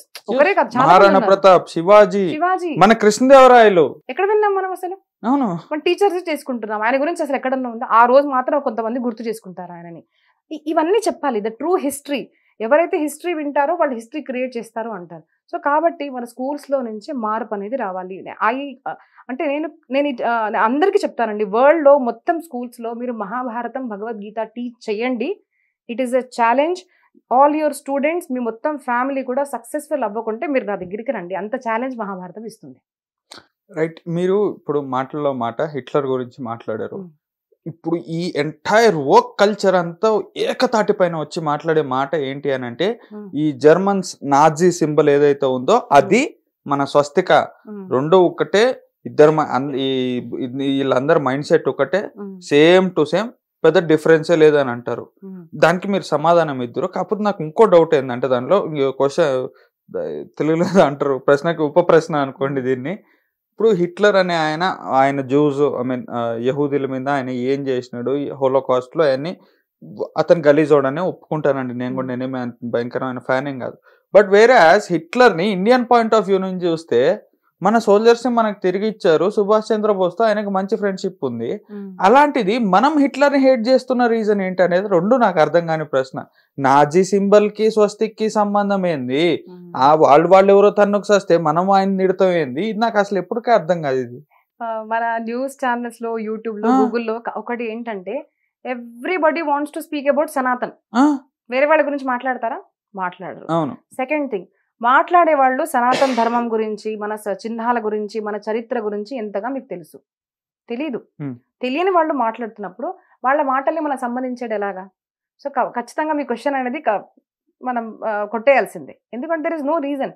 ఎవరైతే క్వశ్చన్ అడుగుతున్నారో అసలు వాళ్ళకి ఏం తెలుసు దాని గురించి? మీకు స్వస్తికం గురించి ఏం తెలుసు? మీకు సనాతన ధర్మం గురించి ఏం తెలుసు? వాళ్ళ గురించి స్కూల్లో చెప్పారు కాబట్టి ఏదో ప్రమోట్ చేయాలి. We want to promote anti Sanatan కాబట్టి మాట్లాడుతున్నారు. మన సనాతన ధర్మము చేసేది ఏంటిది అంటే చరిత్రవంతుల్ని మనుషులుగా చేస్తుంది. ఎవరైతే చరిత్రవంతులు కాదో వాళ్లకు సనాతన ధర్మానికి ఎటువంటి సంబంధం లేదు. Simple answer. చాలా మంది ఈ ఓకిస్టులు, ఓకిజం బ్యాచ్ వీళ్ళంతా చెప్పేది ఏంటంటే, మీరు ఇప్పుడు అయోధ్య బాబ్రీ మస్జిద్ కానీ, రేపు జ్ఞానవాపి కానీ, లేకుంటే ఆ తర్వాత మథుర కానీ, ఆల్ ఓవర్ ఇండియా 40,000 గుళ్ళు కూల్చి మసీద్లు కట్టారు, వీటన్నిటిని కూడా రిక్లెయిమ్ చేస్తామని సాయి దీపక్ కానీ, ఇప్పుడు విష్ణు శంకర్ జైన్ కానీ వీళ్ళంతా కూడా అరుస్తున్నారు. ఒకవేళ నిజంగా మీ దేవుడికి అంత పవర్ ఉంటే వాళ్ళు ఆక్రాంతలు వచ్చి పగలగొట్టి దాని మీద ఇంకేదో కట్టడాలు కట్టినప్పుడు మీ దేవుడు ఏం చేస్తున్నాడు? ఇది వాళ్ళు అడుగుతా ఉంటారు. దీనికి మీరు ఏం చెప్తారు? నేను ఫస్ట్ ఏమంటాను అంటే, అలాగే చేద్దామండి, దేవుడు ఏం చేస్తున్నాడు కదా, సో మీరు కూడా ఊరుకోండి, మీ దేవుడిని వచ్చి గొడవ పడమని చెప్పండి. మేము మా గుడులు కట్టుకుంటున్నాం కదా, మీరు గొడవ పడకండి, మీ దేవుడిని వచ్చి మాతో గొడవ పడమనండి, మేము చూస్తాము. First thing. సెకండ్ థింగ్, మన సనాతన ధర్మము ఎప్పుడు కూడా ఏం చెప్తుందంటే కర్మణ్యేవాధికారస్తే, ప్రతి మనిషి అనేవాడు కర్మ చేయాలి. మా ఫలేషు. మనం ఏం చేస్తాము అంటే దేవుడు రావాలి, దేవుడు ఏదో చేస్తాడు, దేవుడు ఏదో చేస్తాడు. దేవుడే చేస్తాడు. దేవుడు ఎలా చేస్తాడు? మన మన మనుష్య జన్మ ఏదైతే ఉందో, ఎలా పుట్టామో అని తెలిస్తే మన భాగవతం కానివ్వండి, శివపురాణం కానివ్వండి, 24 ఏదైతే ఉంటాయో అంటే పంచ జ్ఞానేంద్రియాలు, పంచ కర్మేంద్రియాలు, పంచ తన్మాత్రలు, పంచ మహాభూతాలు 20 అయిపోయినాయి. పంచమహా జ్ఞానేంద్రియం, కర్మేంద్రియము, పంచమహాభూతాలు, పంచ తన్మాత్రలు 20 అయిపోయినాయి. మన మనసు, చిత్తు, అహంకారము ఇది 4 అయిపోయినాయి. దాంట్లో 25th ఏంటంటే పురుష స్వరూపం అంటే పరమాత్మ పురుషుడు ఈ శరీరాన్ని అయితే వచ్చేసింది, 24 వచ్చేసాయి. కానీ అది లేవట్లేదంట. అంటే ఆ మనిషి లేవాలి అంటే దాంట్లో ప్రాణం కావాలి. కాబట్టి ఆ ప్రాణంగా వచ్చింది దేవుడు. సో దేవుడు ఎక్కడో లేడు, లోపల ఉన్నాడు. మేబీ అందుకే దైవం మానుష రూపేణ అని అంటారు. అంతే. ఇప్పుడు సనాతన ధర్మం కూడా మీరు కనుక, నేను అందుకోసం నేను ప్రవచనాలు ఎప్పుడు అన్నానండి, మీరు కృష్ణుడు మంది గుడికి వెళ్ళి నమస్కారం చేయకున్నా పర్వాలేదు, మనిషి ఫస్ట్ మనిషిగా బతకండి. మనం మనుషులం అన్నది మనం మర్చిపోకుండా మనం మనిషిగా బతుకుతే that is the biggest thing what we can do for lord. భక్తి కూడా అదే. మీరు మనిషిగా బతుకుతే చాలు. మీరు మంచి మనుషుల దగ్గరికి దేవుడు వచ్చాడని మనం చూస్తాం కదండి. ఎవరి దగ్గర వచ్చాడు? మంచి వాళ్ళ దగ్గర వచ్చాడు. మీరు మంచి వాళ్ళగా మారండి. అదే మనకు సనాతన ధర్మం చెప్పేది. కాబట్టి పూజలు చేస్తే చాలా మంచిది. It has some different effect. ఖచ్చితంగా దానికి మహాత్మ్యం ఉంది. కానీ చేయాలని కంపల్షన్ లేదు. ఫస్ట్ థింగ్ ఇస్ మనం మంచి మనుషులుగా మారాలి. మనం చెయ్యాలి, మనం కర్మ చేయాలి. ఎందుకు అంటే ఆ పరమాత్మ అనేది మన శరీరంలో ఉన్నాడు. ఇప్పుడు ఎగ్జాంపుల్ ఇప్పుడు మీ స్కూల్లో మనం చదువుకుంటున్నాం అనుకోండి, పిల్లలు మనం ఏం చెప్తాము? దేవుడి దగ్గరికి వెళ్ళు, నమస్కారం చెయ్యి. కానీ కష్టం నువ్వు పడాలి, నువ్వు కష్టపడాలి, నువ్వు చదువుకోవాలి. మరి గుడికి ఎందుకు వెళ్ళాలి? అప్పుడు ఏదైనా మనకు టెన్షన్ రాకూడదు. ఒక ధైర్యం, ప్రతి మనిషికి ఒక ధైర్యం, ఎవరో కావాలండి, ఒక ధైర్యం కావాలి మనకు. ఆ ధైర్యమే మనకు హనుమంతుడు, మనకు శివుడు. కాబట్టి ఆ ధైర్యం కోసం దేవుడా నాకు ఒక శక్తిని ప్రసాదించు, నేను చేయాలి అనే ధైర్యం కోసం మనం ప్రే చేసుకుంటాం. కానీ నేను ఏం చదువుకోను హనుమంతుడా, నువ్వు వచ్చి ఎగ్జామ్ రాసేసాయి అంటే మన సనాతన ధర్మం ఒప్పుకోదన. సో మనం సృష్టిలో మనం చేయాలి. అందుకోసం రాముడు వచ్చాడు, నరుడుగా వచ్చాడు, యుద్ధం చేశాడు. కృష్ణుడు వచ్చాడు, యుద్ధం చేశాడు, తను బతికాడు, తను అన్ని చేసి ఏం చూపించాడంటే whoever comes to this world, ఈ పృథ్వీలో వచ్చాము అంటే మనం కర్మ చేయాలి. మీరు చేస్తున్నప్పుడు దానికి సహకారంగా దేవుడు ఉంటాడు, కానీ ఆయనే అన్ని చేస్తాడు అంటే మనం బతికెందుకు? అంతే కదా, అందరం చనిపోతాం పదండి. అంతే కదా, మనం బతకాలి, మనం చేయాలి. మనం మనసా వాచా కర్మన మనం కర్మ చేయాలి. దానికి దేవుడు అనుకూలంగా ఉంటాడు. కానీ అన్ని వచ్చి దేవుడు చేయడు. ఆయన ఎప్పుడు అక్కడ అట్లా అనలేదు. సో ఎవరైతే అంటున్నారో వాళ్ళతో అంటాను, మేము అన్ని మా గుడ్లు మేము తీసేసుకుంటాము, మీరు యుద్ధం చేయకండి, మీ దేవుడిని రమ్మనండి. అయితే 3 తీసుకుంటారా, 40,000 తీసుకుంటారా? తీసుకుందాం, చూద్దాం అంతే. రైట్. నేను ఇంకోటి అంటే నాకున్న ప్రశ్న నేను అడుగుతున్నా మేడం. ఇప్పుడు ఇదంతా బయట జరిగాయి, ఇప్పుడు వరకు మిమ్మల్ని అడిగాను. నాకుండే ప్రశ్న ఏంటంటే, నేను ఫాలో అయ్యే రిచువల్ మీకు చెప్తున్నాను. ఇప్పుడు నాకు గుడి దగ్గరికి వెళ్ళినప్పుడు హుండీలో డబ్బులు వేయటం కంటే అక్కడ ఉన్న కోతులకో, లేకుంటే కుక్కలకో, లేకుంటే ఇతర ఏ జంతువులు, ఆవులు కనపడ్డా, ఇంకా ఏది కనపడ్డా కూడా ఏదోటి పెడతా ఉంటా. అది నాకు సాటిస్ఫాక్షన్ ఇస్తుంది. లోపలికి వెళ్ళి హుండీలో 10,000 వేసినా నాకు రాని సాటిస్ఫాక్షన్ 10 రూపాయలు పెట్టు చిన్న బిస్కెట్ ప్యాకెట్ తీసి కుక్కకో లేకుంటే కోతుకో పెట్టినా కూడా నాకు సాటిస్ఫాక్షన్ వస్తుంది. ఈ రెండిట్లో ఏది కరెక్ట్? యాక్చువల్లీ ఇది కాన్సెప్ట్ ఈజ్ ఓన్లీ తప్పు మొత్తం. ఏంటిదంటే మనం ఏమనుకుంటామో గుడిలో వేస్తుంటే అది ఎక్కడికి వెళ్తున్నాయి చెప్పండి ఫస్ట్? అది ఎవరికి తెలియదు. సింపుల్ థింగ్ ఏంటంటే మన దగ్గర దానము ఏదైతే ఉందో, అంటే ధనము ఏదైతే ఉందో, అది ఇట్ హ్యాస్ బిన్ డివైడెడ్. ఇప్పుడు మీరు ఎంతన్నా సంపాదించండి, మీరు మీ ఫ్యామిలీ కోసం కొంచెం ఖర్చు పెట్టాల్సిందే కదా. మీ సొంతం కోసం కొంచెం ఖర్చు పెట్టాల్సిందే, మీ ఫ్యామిలీ కోసం కొంచెం ఖర్చు పెట్టాల్సిందే. థర్డ్ థింగ్ ఈ సొసైటీ. మన దగ్గర సొసైటీ కోసం కూడా మనం ఖర్చు పెట్టాలి. ఎందుకంటే మనం ఈ సమాజంలో పుట్టాం కాబట్టి ప్రతి ఒక్క మనిషి కర్తవ్యము సమాజం కోసం ఏదో ఒకటి చేయాలి. ఆ సమాజం కోసం ఏదో ఒకటి చేయాలి అంటే ఏంటిది అంటే మన దగ్గర గురువులు అన్నది ఒకటి ఉండేది. ఇప్పుడు నా దగ్గర డబ్బులు ఉన్నాయి, ఎలా స్పెండ్ చేయాలి అంటే మనం కూడా ఒక గురువు దగ్గరికి వెళ్తాం. ఏంటంటే మార్కెట్ గురువు అనుకోండి, ఈ మార్కెటింగ్లో ఎలా పెట్టాలి అంటే దాని కూడా మన గురువు అవసరం. అలాగా ఈ ధనము మంచి మార్గంలోనే వెళ్ళి ఇహలోకంలో సుఖము అంటే ఇక్కడ సుఖము, పరలోకంలో కూడా సుఖం నాకు చెందాలని ఏం చేయాలి అంటే మనం గురువు దగ్గరికి వెళ్తాం. అప్పుడు గురువులు ఏమంటారు అంటే గుడిలో ఇవ్వు, బ్రాహ్మణులకు ఇవ్వు, ఋషులకు ఇవ్వు, మంచి స్థానాల్లో ఇవ్వు. ఆ డబ్బులు ఏమవుతుంది అంటే ఇప్పుడు డబ్బులు టెంపుల్స్లో ఇచ్చిన తర్వాత అన్నదానం జరుగుతుందా లేదా? ఖచ్చితంగా జరుగుతుంది. మీరు కనుక చాలా టెంపుల్స్లో చూస్తే ఆ అన్నదానంలో కోతులకు, అక్కడైతే కుక్కలు ఏదైతే ఉంటావో ఆవులకు అందరికీ కూడా ఇస్తారు కదండి. మనం ఏమనుకుంటామంటే నేను ఇస్తున్నాను, టెంపుల్ వాళ్ళు ఇవ్వట్లేదు అనుకుంటాం. కానీ మనం చూస్తే ధర్మ సంస్థల్లో ఇది ఇప్పుడు కూడా ఉంటుంది. వాళ్ళు ఆవులకి ఇస్తారు, కుక్కలకి ఇస్తారు, కోతులకి ఇస్తారు. అక్కడ ఉండే ప్రతి ఒక్క వీళ్ళకి వెళ్తుంది. దీన్ని డీసెంట్రలైజేషన్ ఆఫ్ వెల్త్ అంటారన్నమాట. ఇప్పుడు యజ్ఞాలు చేస్తారు, గుడ్లలో జరుగుతాయి. యజ్ఞాలు అంటే మనం పూజా రిచువల్స్ అనుకుంటాం. యజ్ఞం అంటే ఏంటిది? ఆ ఫైర్ సాక్రిఫైస్ జరిగిన తర్వాత అన్నదానము, వస్త్రదానము ఇవన్నీ ఎవరికి పోతుంది? టెంపుల్లో వచ్చే ప్రతి మనిషికి మీరు చూడండి, అందరికి ప్రసాదం పెడతారా లేదా? ఖచ్చితంగా పెడతారు. ఎన్నో టెంపుల్స్ లో అన్నదానాలు జరుగుతున్నాయి. సో మీరు ఎక్కడైతే డబ్బులు ఇస్తున్నారో అది రైట్ వేలో వెళ్తుంది, నో డౌట్. కాబట్టి అది 1,00,000 ఇవ్వండి, 10,000 ఇవ్వండి, ఎంతన్నా ఇవ్వండి, మీ డబ్బు రైట్ మార్గానికి అక్కడ ఉపయోగపడుతుంది అన్న శ్రద్ధతో మనం టెంపుల్స్ లోనే వేయాలి. ఎందుకంటే ఎన్నో టెంపుల్స్ ఎన్నో మంచి మంచి కార్యాలు చేస్తాయి. టెంపుల్ అంటేనే అది ధర్మస్థానము, గురుస్థానము. ఆ గురువులు ఏం చేస్తారు? మా దగ్గర డబ్బు వచ్చింది అంటే, ఇప్పుడు కొంతమంది తప్పుడు పనులు చేస్తున్నారని అందరినీ మనము పేరు పెట్టకూడదండి. ఇప్పుడు కొంతమంది మంత్రులు చెడుగా ఉన్నారనుకోండి, అందరు చెడుగా ఉంటారా? కొంత మీడియా తప్పు ఉన్నారనుకోండి, అంటే మీ మీదే క్వశ్చన్ వేస్తాను. కొంతమంది మీడియా తప్పు ఉంటారు అంటే మీరు తప్పు ఉన్నారా? నో. ప్రతి దాంట్లో తప్పుగా మంచి రెండు ఉంటారు. అలాగే టెంపుల్స్ లో వెళ్తే అది ప్రాపర్ గా అనేది అది స్ప్రెడ్ అవ్వబడుతుంది, దానం చేయబడుతుంది. కాబట్టి మనము టెంపుల్స్ లో ఇవ్వడమే ఖచ్చితంగా మంచిది. ఇప్పుడు ఇంకోటి మేడం, ఇప్పుడు టెంపుల్స్ కి మీరు ఇవ్వాలి, నా క్వశ్చన్ క్లారిఫై చేశారు, I do accept it. But ఇప్పుడు ఏదైతే దేవాలయాల మీద గవర్నమెంట్ వచ్చేసి కూర్చున్నాక అవి ఇతర మతస్థులకి వెళ్ళిపోతుంది, లేకుంటే ఇతర మతస్థుల పూజారులకి డబ్బులు కీయటానికి పోతుంది, లేకుంటే చర్చిలో మసీదులో కట్టడానికి పోతుంది. I have practical proofs for this. ఇప్పుడు మీరు వెళ్ళిన తిరుపతిలోనే ఎన్నో దారుణాలు కూడా జరిగినాయి, చాలా దారుణాలు జరిగినాయి. నేను తినటానికి వెళ్ళి కూడా లేచి వచ్చేసిన రోజులు ఉన్నాయి. అన్నదాన సత్రంలో నేను ఎప్పుడు లేచింది లేదు. 1 year బ్యాక్ నేను లేచి వచ్చేసాను. ఇట్లాంటి దారుణాలు జరిగినాయి. ఇలాంటి టైముల్లో కూడా ఎలా రియాక్ట్ అవ్వాలి? అంటే మన దగ్గర సామాజిక కర్తవ్యము ప్రతి మనిషికి ఉందని ఇప్పుడే చెప్పాను నేను.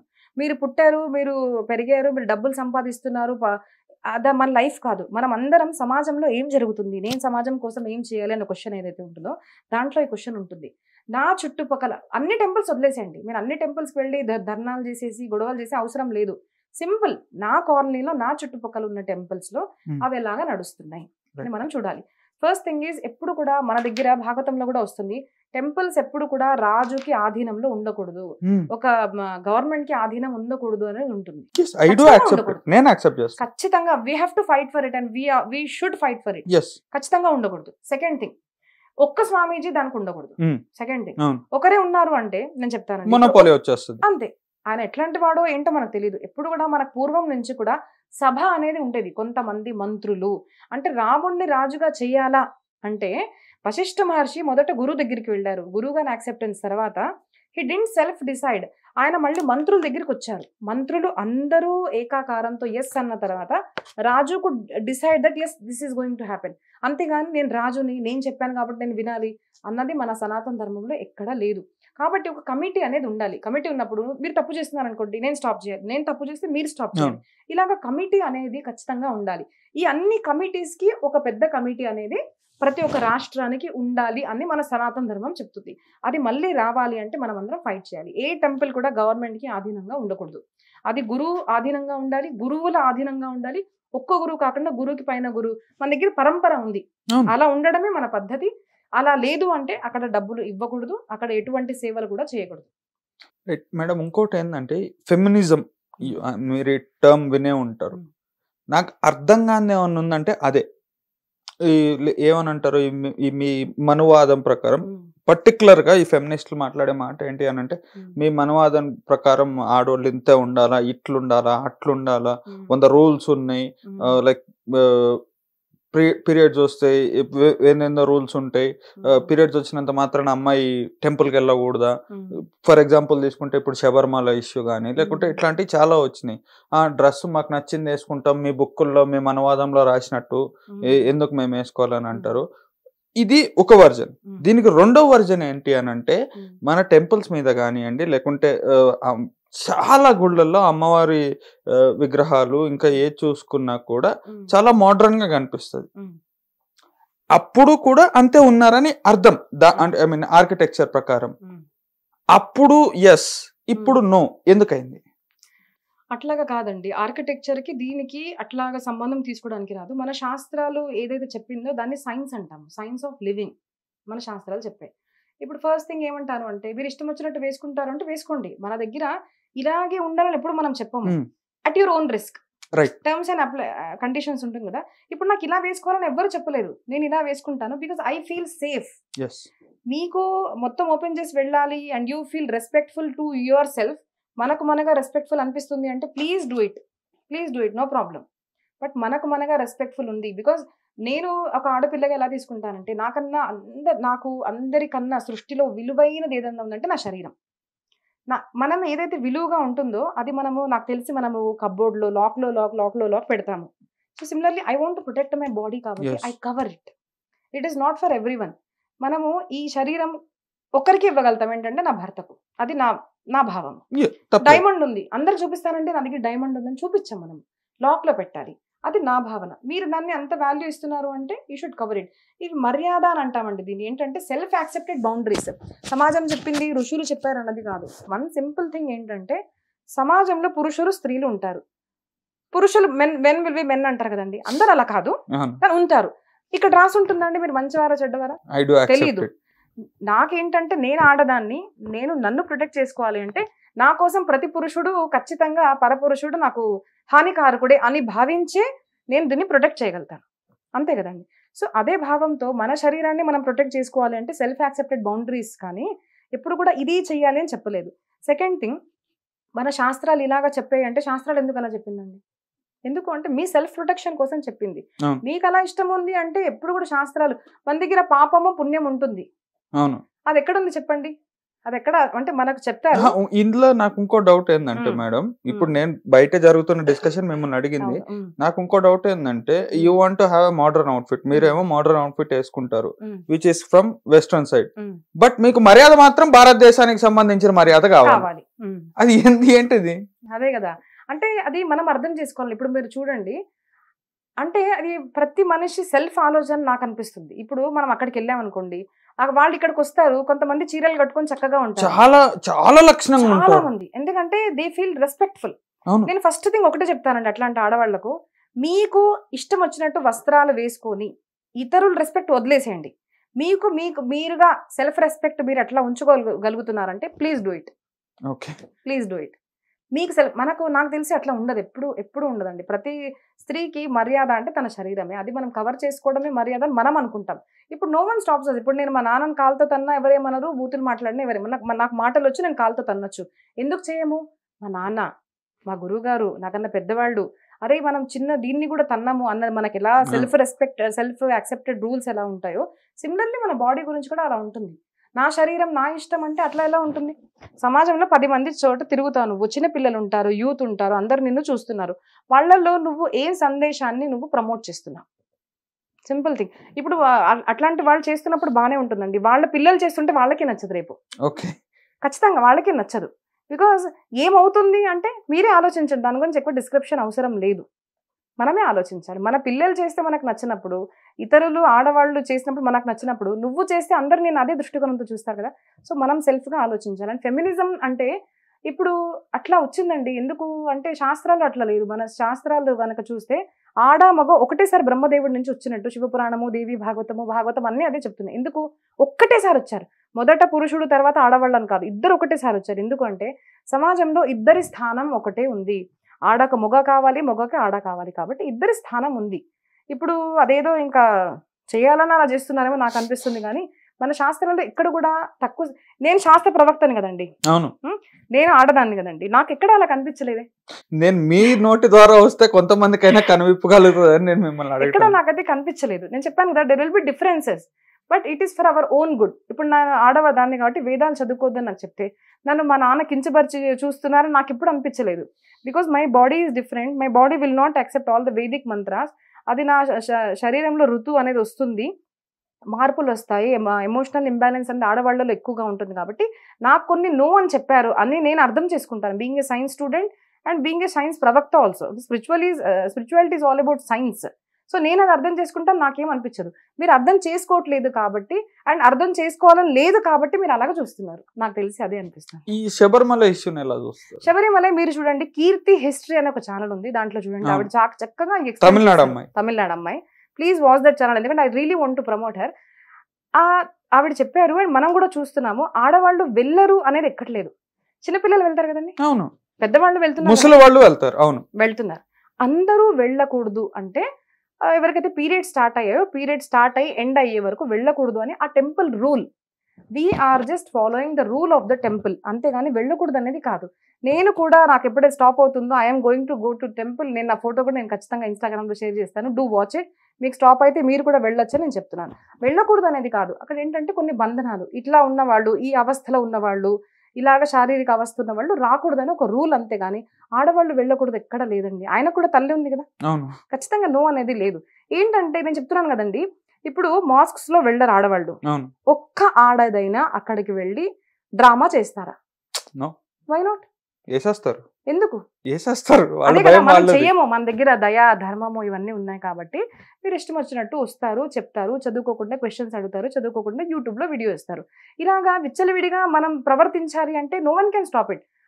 మనగా అర్థం. ఇప్పుడు నేను చెప్పాను కదండి, మా నాన్నగారు తనడం ఎందుకన్నాను అంటే అది మన ఇష్టం. కొంతమంది ఉంటారు ఇష్టం వచ్చినట్టు మాట్లాడతారు, ఇష్టం వచ్చినట్టు కూర్చుంటారు, ఇష్టం వచ్చినట్టు బూతులు మాట్లాడతారు. అది ఎవరు నేర్పించారు? మనగా ఉండాలి. నేను ఎలా మాట్లాడాలి, నేను ఎలా ప్రవర్తించాలి, ఇది ఈ టెంపుల్లో రూల్ ఉంది. సింపుల్ థింగ్ అండి. ఆపరేషన్ చేసేటప్పుడు డాక్టర్ గనక చదువుకున్న వాళ్ళే కదా, వాళ్ళు ఏం చెప్తారు? ఈ బట్టలతో రావద్దు, ఈ చెప్పులతో రావద్దు, ప్లీజ్ చేంజ్ యువర్ క్లోత్స్, అందరు రావద్దు. అన్ని అక్కడ వాడే శస్త్రాలు కూడా అన్ని వేరేగా ఉంటాయి. హాట్ వాటర్ లో వేసి ఇంక్యుబేట్ చేస్తారు. అవును. ఎందుకు అంటే మీరు చెడా, మీరు వేరేనా? No, it has to be sterilized. X-ray తీస్తున్నారు, అక్కడ అందరు వెళ్ళగలుగుతారా? అన్ని తీసి వెళ్ళాలి.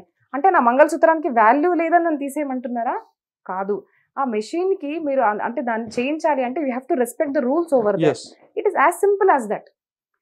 నేను రూల్స్ ఎక్కడ యాక్సెప్ట్ చేయను, నేను ఇష్టం వచ్చినట్టు ప్రవర్తిస్తానంటే సింపుల్ థింగ్. స్టూడియోలో వచ్చాను నేను, బయట నా ఫోన్ ఆఫ్ చేయమని పెట్టారు, ఐఎమ్ రెస్పెక్టింగ్ ఇట్. అదేంటిదండి ఎందుకు అలా అన్నారు అంటే ఖచ్చితంగా మీరు నవ్వుతారు. అవును, అబ్సల్యూట్లీ కదండి. So simple. అన్ని చోట్ల వాతావరణము దానికి అనుకూలంగా మనం ఉండాలని డిఫరెంట్ రూల్స్ పెట్టారు. కానీ ఇలా వెళ్ళకూడదు అంటే దాని ఏదో మీరు మిమ్మల్ని అపమానం చేశారు అన్నది ఇక్కడ లేదండి. రైట్. ఇంకో మాట మేడం, దేవతలు సురాపానాన్ని సేవిస్తారు అనేది కూడా కొన్ని బుక్లో రాసింది. ఇందాక నేను అన్నట్లు గంజాయి ఒకటి ఉంది, శివుడు అంతటి వాడే గంజాయిని సేవించాడు అని. అసలు ఇవి పురాణాల్లో కానీ దేవీ దేవతల వరకు కానీ ఇలాంటి అలవాట్లు ఎందుకు వెళ్ళాయి? ఫస్ట్ థింగ్, మన శాస్త్రాల్లో మన సృష్టి ఎప్పుడైతే రచింపబడిందో దాంట్లో త్రిగుణాలతో సత్వ రజ తమో 3 గుణాల నుంచి పడింది. నేను మొదట ప్రవచనాలు చదివేటప్పుడు నాకు దాంట్లో వేషాల గురించి చదివితే, దొంగల గురించి చదివితే నాకు ఆశ్చర్యం అనిపించేది. అదేంటిది అప్పుడు కూడా ఉన్నారా అనేసి. నా డౌట్ కూడా అదే. సో మీరు చూడండి, ఇప్పుడు ముందు నుంచి ఇప్పుడు తర్వాత ఇప్పుడు కూడా మంచివాళ్ళు, మిక్స్డ్ పీపుల్, చెడ్డవాళ్ళు 3 ఉంటారు, ఎప్పటికీ ఉంటారు. మీరు దాన్ని కంప్లీట్ ఎండ్ చేయలేరు. ఎందుకు అంటే సృష్టినే 3 త్రిగుణాలుగా పుట్టించారు కాబట్టి. మంచి ఆడవాళ్ళు ఉన్నారు, చెడ్డ ఆడవాళ్ళు ఉన్నారు. అలాగే ఇవన్నీ జరుగుతుంటాయి. సీజన్స్ డిఫరెంట్గా రావడము, మనుషులు వేరేగా ఉండడము, ఇవన్నీ ఉంటాయి. ఇప్పుడు మంచి వాళ్ళు అడుగుతారా అండి? ఇప్పుడు మేము శాస్త్రాలు చదువుతాము, నేను చదివిన తర్వాత నాకు ఎప్పుడు వాళ్ళు సురపానం చేశారే నేను చేయాలి అని అనిపించలేదు. ఎందుకు అంటే మన శాస్త్రాలు ఏం చెప్తున్నాయి, మనం ఏమనుకుంటాం అంటే it is only about God, దేవుడు గురించి చెప్పారేమో భాగవతము రామాయణం అనుకుంటారు. Absolutely no. అక్కడ మనకు చెప్పింది ఏంటంటే మంచివాళ్ళు, చెడ్డవాళ్ళు, రైట్, పర్ఫెక్ట్. Family system. దాంట్లో అన్నిట్లో యుద్ధాలు ఉన్నాయండి. రామాయణంలో యుద్ధం ఉంది, భాగవతంలో యుద్ధం ఉంది, మహాభారతంలో ఉంది, దేవి భాగవతంలో ఉంది, శివపురాణంలో ఉంది, అన్నిట్లో ఉంది. నేను చదివింది 5 గ్రంథాలు కాబట్టి మీకు దాంట్లో ఎగ్జాంపుల్స్ నేను చెప్పగలుగుతాను. అన్ని చోట్ల యుద్ధాలు. అన్ని చోట్లలో ఒకసారి తల్లిదండ్రులు బాగుంటారు, పిల్లలు మంచిగా ఉంటారు. ఒక్కొక్క చోట ఇప్పుడు ప్రహ్లాదుడు చూడండి, భక్తుడు, తండ్రి మంచివాడు కాదు. కైకేయి మాత తను తప్పు చేసింది ఖచ్చితంగా, రాముడు మంచివాడు. సో ఫ్యామిలీస్ లో ఇట్లా డిఫరెన్సెస్ రావడము, ఇవన్నీ రావడము, అప్పుడు మనం ఏం చేయాలి, మనం ఎలాగ ప్రవర్తించాలి, క్వశ్చన్స్ ఉంటాయి మనకు అన్నది. ఇంకా ఏం చేయాలి, ఏం చేయకూడదు అన్నది మనకు ఎప్పుడైతే డౌట్ వస్తుందో అప్పుడు మనము అంటే మనం ఇప్పుడు ఇల్లు కట్టాలి. ఇల్లు కడితే దానికి ఏమేమి రూల్స్ ఫాలో చేయాలి అంటే మనము మన జిహెచ్ఎంసీకి వెళ్తాము, రూల్స్ అడుగుతాము. సింపుల్ లైఫ్ లో మనం ఎలా బతకాలి, ఏం చెయ్యాలి, ఏం చెయ్యకూడదు అని చెప్పే రూల్స్ ఏదైతే ఉందో, ధర్మము అధర్మము, దాన్నే మనము వేదాలు అంటాము. ఆ వేదాలకు ఇష్టం అర్థం కావు కాబట్టి వేదాల్లో చెప్పినవే మన పురాణాల్లో చెప్పబడ్డాయి. అంతేగాని దేవుడు భక్తి అదొక్కటే చెప్పలేదు దాంట్లో. సింపుల్ ఏంటంటే ఎలా బతకాలి, ఏం చెయ్యాలి, ఏం చెయ్యకూడదు, మీ పరివారంలో మీకు వ్యతిరేకంగా మీ తండ్రి ఉంటే, మీ భర్త ఉంటే, మీ పిల్లలు ఉంటే, లేదంటే సమాజంలో ఇట్లాగా వ్యతిరేకం జరుగుతుంటే ఏం చేయాలి, how to deal with all those things అనేది మన శాస్త్రాల్లో వచ్చింది కాబట్టి ఇట్లా ఏమీ లేదు. సో సురాపానము చేశారు, ఇలా చేశారు అంటే దేవులు, గంధర్వులు, మనుష్యులు, రాజులు, యక్షులు, క్షత్రియులు, యక్షులు కిన్నరులు, అన్ని అవును. ఉన్నాయి. సిమిలర్లీ ఇప్పుడు కూడా సమాజంలో చాలా మంది ఉంటారు. సురాపానం అంటే దానికి మీనింగ్ వేరే అండి. ఫస్ట్ థింగ్ ఇస్ వైన్ కాదు. సురాము అంటే it's different kind of thing. Okay. కానీ వాళ్ళు తాగి ఇట్లా మత్తులో పడిపోయారు, చెడు పనులు చేశారు, అడిక్ట్ అయిపోయారు, రోగాలు వచ్చాయి, ఇవన్నీ మనకు పూర్వం లేవు. ఆ సురాపానము వేరే. ఇప్పుడు మనం దానికి పేరు అలా పెట్టుకున్నాం. దట్ డజంట్ మీన్ సురా అంటే వైన్, విస్కీ Okay. కాబట్టి అది కాదు. సెకండ్ థింగ్ ఏంటిదంటే అలా ఎవరన్నా తాగితే మనం తాగాలా? ఎందుకు అంటే పురాతన కాలంలో దొంగలు, వేశ్యలు కూడా ఉన్నారు. మరి వేశ్యలు ఉన్నారు కదా, మరి నేను వేశ్యగా మారాలా అని మనం అడగం కదా. అవును. ఎందుకంటే మనకు తెలుసు అది తప్పనేసి. అలాగే ఈ స్టోరీస్ లో చెప్పింది మంచి చెడు మిక్స్ ఆఫ్ పీపుల్, మంచి వాళ్ళు. సో మనం శాస్త్రాలు చదివిన తర్వాత ఏం నిర్ణయం తీసుకోవాలంటే నేను అర్జునుడి లాగా ఉన్నానా, నేను దుర్యోధను లాగా ఉన్నానా, నేనేం చేస్తున్నాను, నేను ఎలా మారాలి, నేను ఏం చేస్తే నా జీవితం సంతోషంగా మారుతుందని మన శాస్త్రాల్లో చెప్పారు. కాబట్టి if you want to take wrong example of Hiranyakashipu, మీరు అలాగే మారండి. బట్ నేను ప్రహ్లాదుడుగా అవ్వాలనుకుంటున్నాను కాబట్టి నేను ఆయననే ఆదర్శంగా చూసుకుంటాను.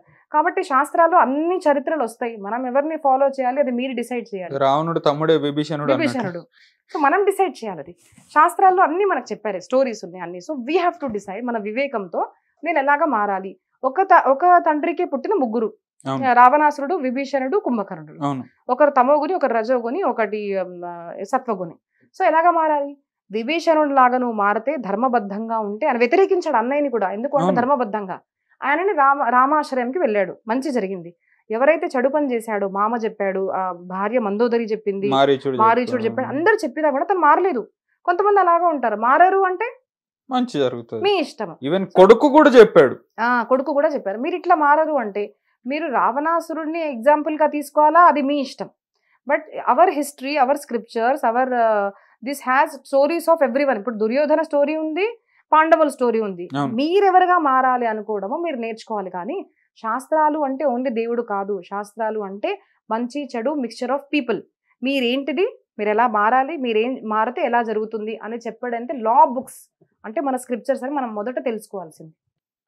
ఇంకోటి మేడం, యోగి ఆదిత్యనాథ్ గారిది, ఉత్తరప్రదేశ్ సీఎం, ఆయనది ఒక ఫేమస్ డైలాగ్ ఉంటది, ఏ హమ్ శాస్త్ర కే సాత్ శస్త్ర భీ చలానా జాంతే హై అని. ఇప్పుడు సేమ్ ఇదే మాట నేను నమ్ముతాను. శాస్త్రం చదివినంత మాత్రం నువ్వు చేతులు కట్టుకొని కూర్చోవాల్సిన అవసరం లేదు, లేకుంటే శస్త్రం పట్టుకున్నంత మాత్రం నువ్వు చదువుకోకుండా అందరినీ పొడుస్తూ తిరగాలని రూల్ ఏం లేదు.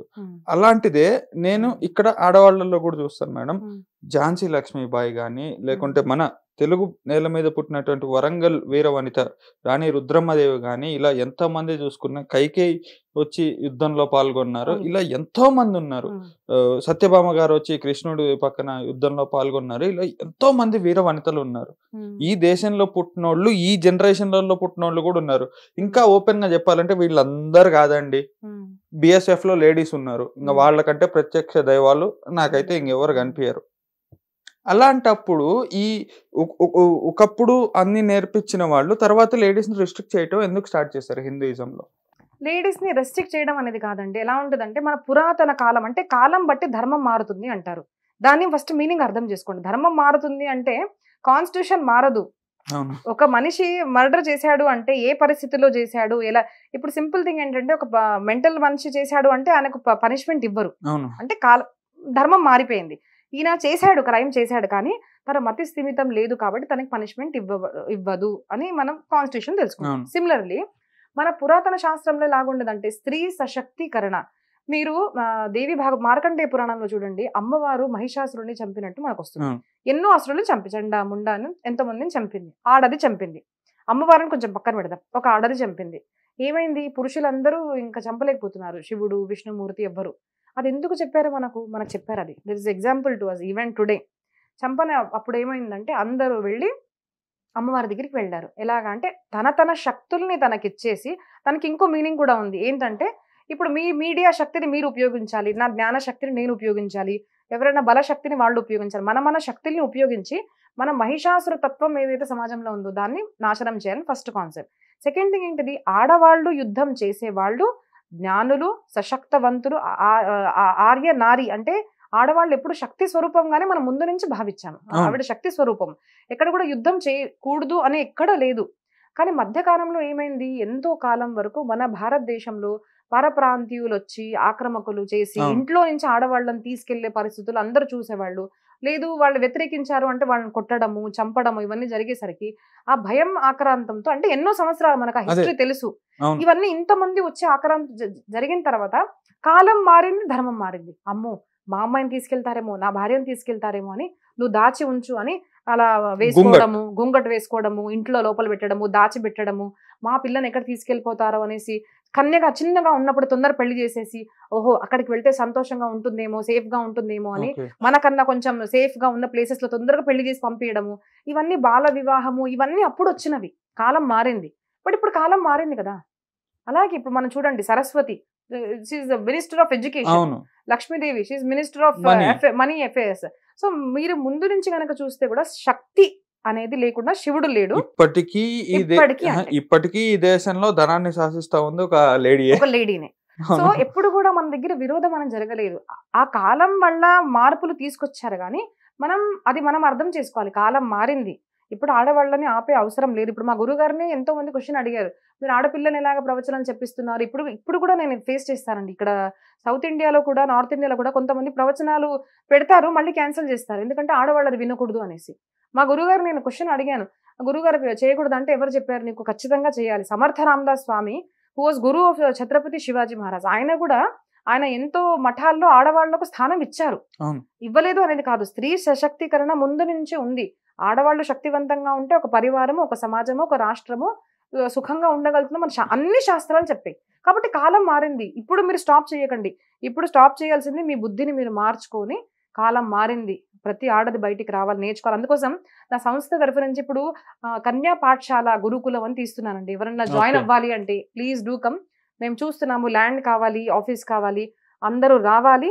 ఆడవాళ్ళని బయట తీసి వాళ్ళలో ఉన్న శక్తిని, మేధాశక్తి కావండి, శారీరక శక్తి కావండి, అవి బయటికి తీయాలి అని సంకల్పంతో మేము తీస్తున్నాం. కాబట్టి అందరు రావాలి, మార్పు రావాలి, ఆడపిల్లలు చదువుకోవాలి, అన్ని చదువుకోవాలి, శస్త్ర విద్య, అస్త్ర విద్య అన్ని చదువుకోవాలి.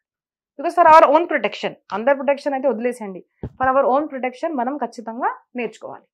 చివరి ప్రశ్న మేడం, ఇంటర్వ్యూ ముగించే ముందు, యోగి ఆదిత్యనాథ్ గారు కానివ్వండి, లేకుంటే ఇంకొంతమంది స్వామీజీలు కానివ్వండి, రాజకీయాల్లోకి అయితే రావడం అనేది జరిగింది. వీళ్ళు రాజకీయాల్లోకి ఎందుకు వస్తున్నారు? వాళ్ళు గుళ్ళో కూర్చొని పూజ చేసుకోవాలా, లేకుంటే ఇంకోటి ప్రసాదాలు వండుకోవాలా, కానీ ఇవన్నీ వీళ్ళకి ఎందుకు, వీళ్ళు ఏం చదువుకున్నారని, వీళ్ళకి ఏం కాన్స్టిట్యూషన్ తెలుసు అని మాట్లాడుతున్నారు. దీనికి మీరు ఇచ్చే సమాధానం ఏంటి? దానికి అట్లా క్వశ్చన్ అడిగే వాళ్ళు ఏంటంటే, వాళ్ళు ఫస్ట్ రామాయణం చదవలేదండి. వాల్మీకి కృత రామాయణము, మహాభారతము దీనికి ఆన్సర్స్. ఇవి స్క్రిప్చర్స్ కాదు, ఇవి ఇతిహాసము, హిస్టరీ. మన హిస్టరీ మనం తెలుసుకోవాలి. పూర్వకాలంలో ఎప్పుడైతే మనం రాముడి చరిత్ర కనుక చూస్తే, రాముడు 14 years ఎప్పుడైతే వనవాసానికి వచ్చేసారో అప్పుడు ఆయనకు జ్ఞానము ప్రసాదించి, శస్త్ర జ్ఞానము ప్రసాదించి, మనో జ్ఞానం ప్రసాదించింది కూడా ఎవరు? అగస్త్య మహర్షి. అది ఎందుకు జరిగింది అంటే, అగస్త్య మహర్షి యాక్చువల్లీ నార్త్ లో ఉండేవారు మొదట. అప్పుడు ఏమైంది, ఆతంకి రాక్షసులు అంటే ఏంటి, చెడ్డవాళ్ళు వచ్చి భార్య ముందు తన 10 బిడ్డల్ని చంపేసి తన ముందు తిన్న తర్వాత ఆ తల్లి, అంటే మన దగ్గర ఎట్లాంటి ఆర్య సనాతన నారీ ఉన్నారు చూడండి, అసలు ఆడవాళ్ళు, ఆవిడ చనిపోలేదు. నాతో ఏదైతే జరిగిందో సమాజంలో మళ్ళీ అది జరగనివ్వను అన్న థాట్ తో వాళ్ళిద్దరు దక్షిణ భారతంలో వచ్చి ఏం చేశారు, ఉత్తి కూర్చోలేదు. మన దగ్గర ఉత్తి కర్మన్యే వాధికార, కర్మ చెయ్యాలి. ఏం చేశారు, రాముడు వచ్చేదాకా, అంటే ఎవరైనా ఒక యోగ్య పురుషుడు వచ్చేదాకా ఏం చేయాలి, శస్త్ర జ్ఞానం అనేది పెంచుకోవాలని అగస్త్య మహర్షి, బీయింగ్ ఏ ఋషి. మనం ఏం అనుకుంటాం, ఋషి అంటే గడ్డం పెంచుకొని వనవాసంలో ఉండి జపం చేసే వాళ్ళు అనుకుంటాం. నో, ఋషులు అంటే ఎవరు అంటే సైంటిస్ట్. ఒక విద్యలో ప్రావీణ్యత తెచ్చుకునే వాళ్ళు ఋషులు. ఋషుల్లో పరశురాములు ఉన్నారు, ఎంతో మంది ఋషులు. కొంతమంది శస్త్ర విద్యకు అధిపతులు, కొంతమంది మంత్ర విద్యకు అధిపతులు. అది మనం శాస్త్రాల్లో ఈ డైరెక్షన్ తో చూడం కాబట్టి మనకు అర్థం కావట్లేదు. ఆయన అలాగా చేసి ఏం చేశారు, ఆ శస్త్ర విద్యలన్నీ, అంటే updated versions of all the shastras, అవన్నీ రాముడికి ఇచ్చి, రాముడు ఎప్పుడైతే యుద్ధం చేయడానికి వెళ్ళాడో అప్పుడు ఏమైంది, మంత్రం కూడా ఆయనే ఇచ్చారు, ఆదిత్య హృదయ స్తోత్రము, శస్త్ర విద్య కూడా, అంటే బాణము అన్ని ఇచ్చింది కూడా ఆయనే. అప్పుడు ఆయన చంపగలిగాడు. కాబట్టి మన సనాతన ధర్మంలో ముందు నుంచే మన భారతదేశంలో, మన రాష్ట్రంలో కూడా గురువులకు, ఋషులకు స్థానం ఉంది. ఎందుకు అంటే వాళ్ళ బుద్ధి. బ్రాహ్మణులు అంటే ఏంటిది, బ్రాహ్మణులు దీని నుంచి వచ్చారు అంటారు, మన తల నుంచి. అంటే ఏంటిది, మేధాశక్తి, బుద్ధిశక్తి. రాజు క్షత్రియ బలం. ఇప్పుడు మీకు క్షత్రియ బలం ఉంది అంటే, చేతులతో బలం ఉంది, ఏం చేయాలి ఏంటి తెలుసు, పని చేయగలుగుతారు. బట్ గైడెన్స్ ఇచ్చేది ఎవరు, రైట్. అంటే బుద్ధి ఉండాలి, మనం చేయాలి అంటే ఎలా చేయాలో బుద్ధి ఉండాలి. అవును. సింపుల్. ఆ గైడెన్స్ ఇచ్చే వాళ్ళే మనం బ్రాహ్మణులు అంటాము. వాళ్ళే ఋషులు, వాళ్ళు మనకు ముందు నుంచి ఉండాలి. కాబట్టి మన సమాజంలో ఏది జరుగుతున్నా కూడా మేము ఇలా కూర్చొని గుఫల్లో జపం చేసుకుంటాము అన్న కాన్సెప్ట్ ముందు లేదు, అదే ఇప్పుడు జరుగుతుంది. ఎప్పుడెప్పుడైతే దేశం మీద ఆపత్తి వస్తుందో అప్పుడప్పుడు ఋషులు కూడా ముందు వచ్చారు, ఇప్పుడు కూడా వస్తున్నారు, ఇప్పుడు కూడా రావాలి, తర్వాత కూడా రావాలి, ఖచ్చితంగా రావాలి. రైట్. ఇది మనకి సనాతన ధర్మం పట్ల గానీ, లేకుంటే గుళ్ళ పట్ల గానీ, శాస్త్రాల పట్ల గానీ, ఎన్నో వివిధ అంశాల మీద మనకున్న డౌట్‌లయితే మేడం గారు ఇవాళ క్లియర్ చేయటం జరిగింది. మరొకసారి మళ్ళీ ఇంటర్వ్యూలో డాక్టర్ గారితో మళ్ళీ కలిసి మరికొన్ని విషయాలు చర్చించేదానికి ప్రయత్నిద్దాం. అంతవరకు జై హింద్. నన్ను ఈ కార్యక్రమానికి పిలిచి నన్ను క్వశ్చన్స్ అడిగి నా ముఖ్య కార్యాన్ని మీరు ఇంకా ప్రమోట్ చేస్తున్నందుకు హిట్ టీవీకి, నా దర్శకులందరికీ నమస్కారం అండి. ఓం నమో వెంకటేశాయ.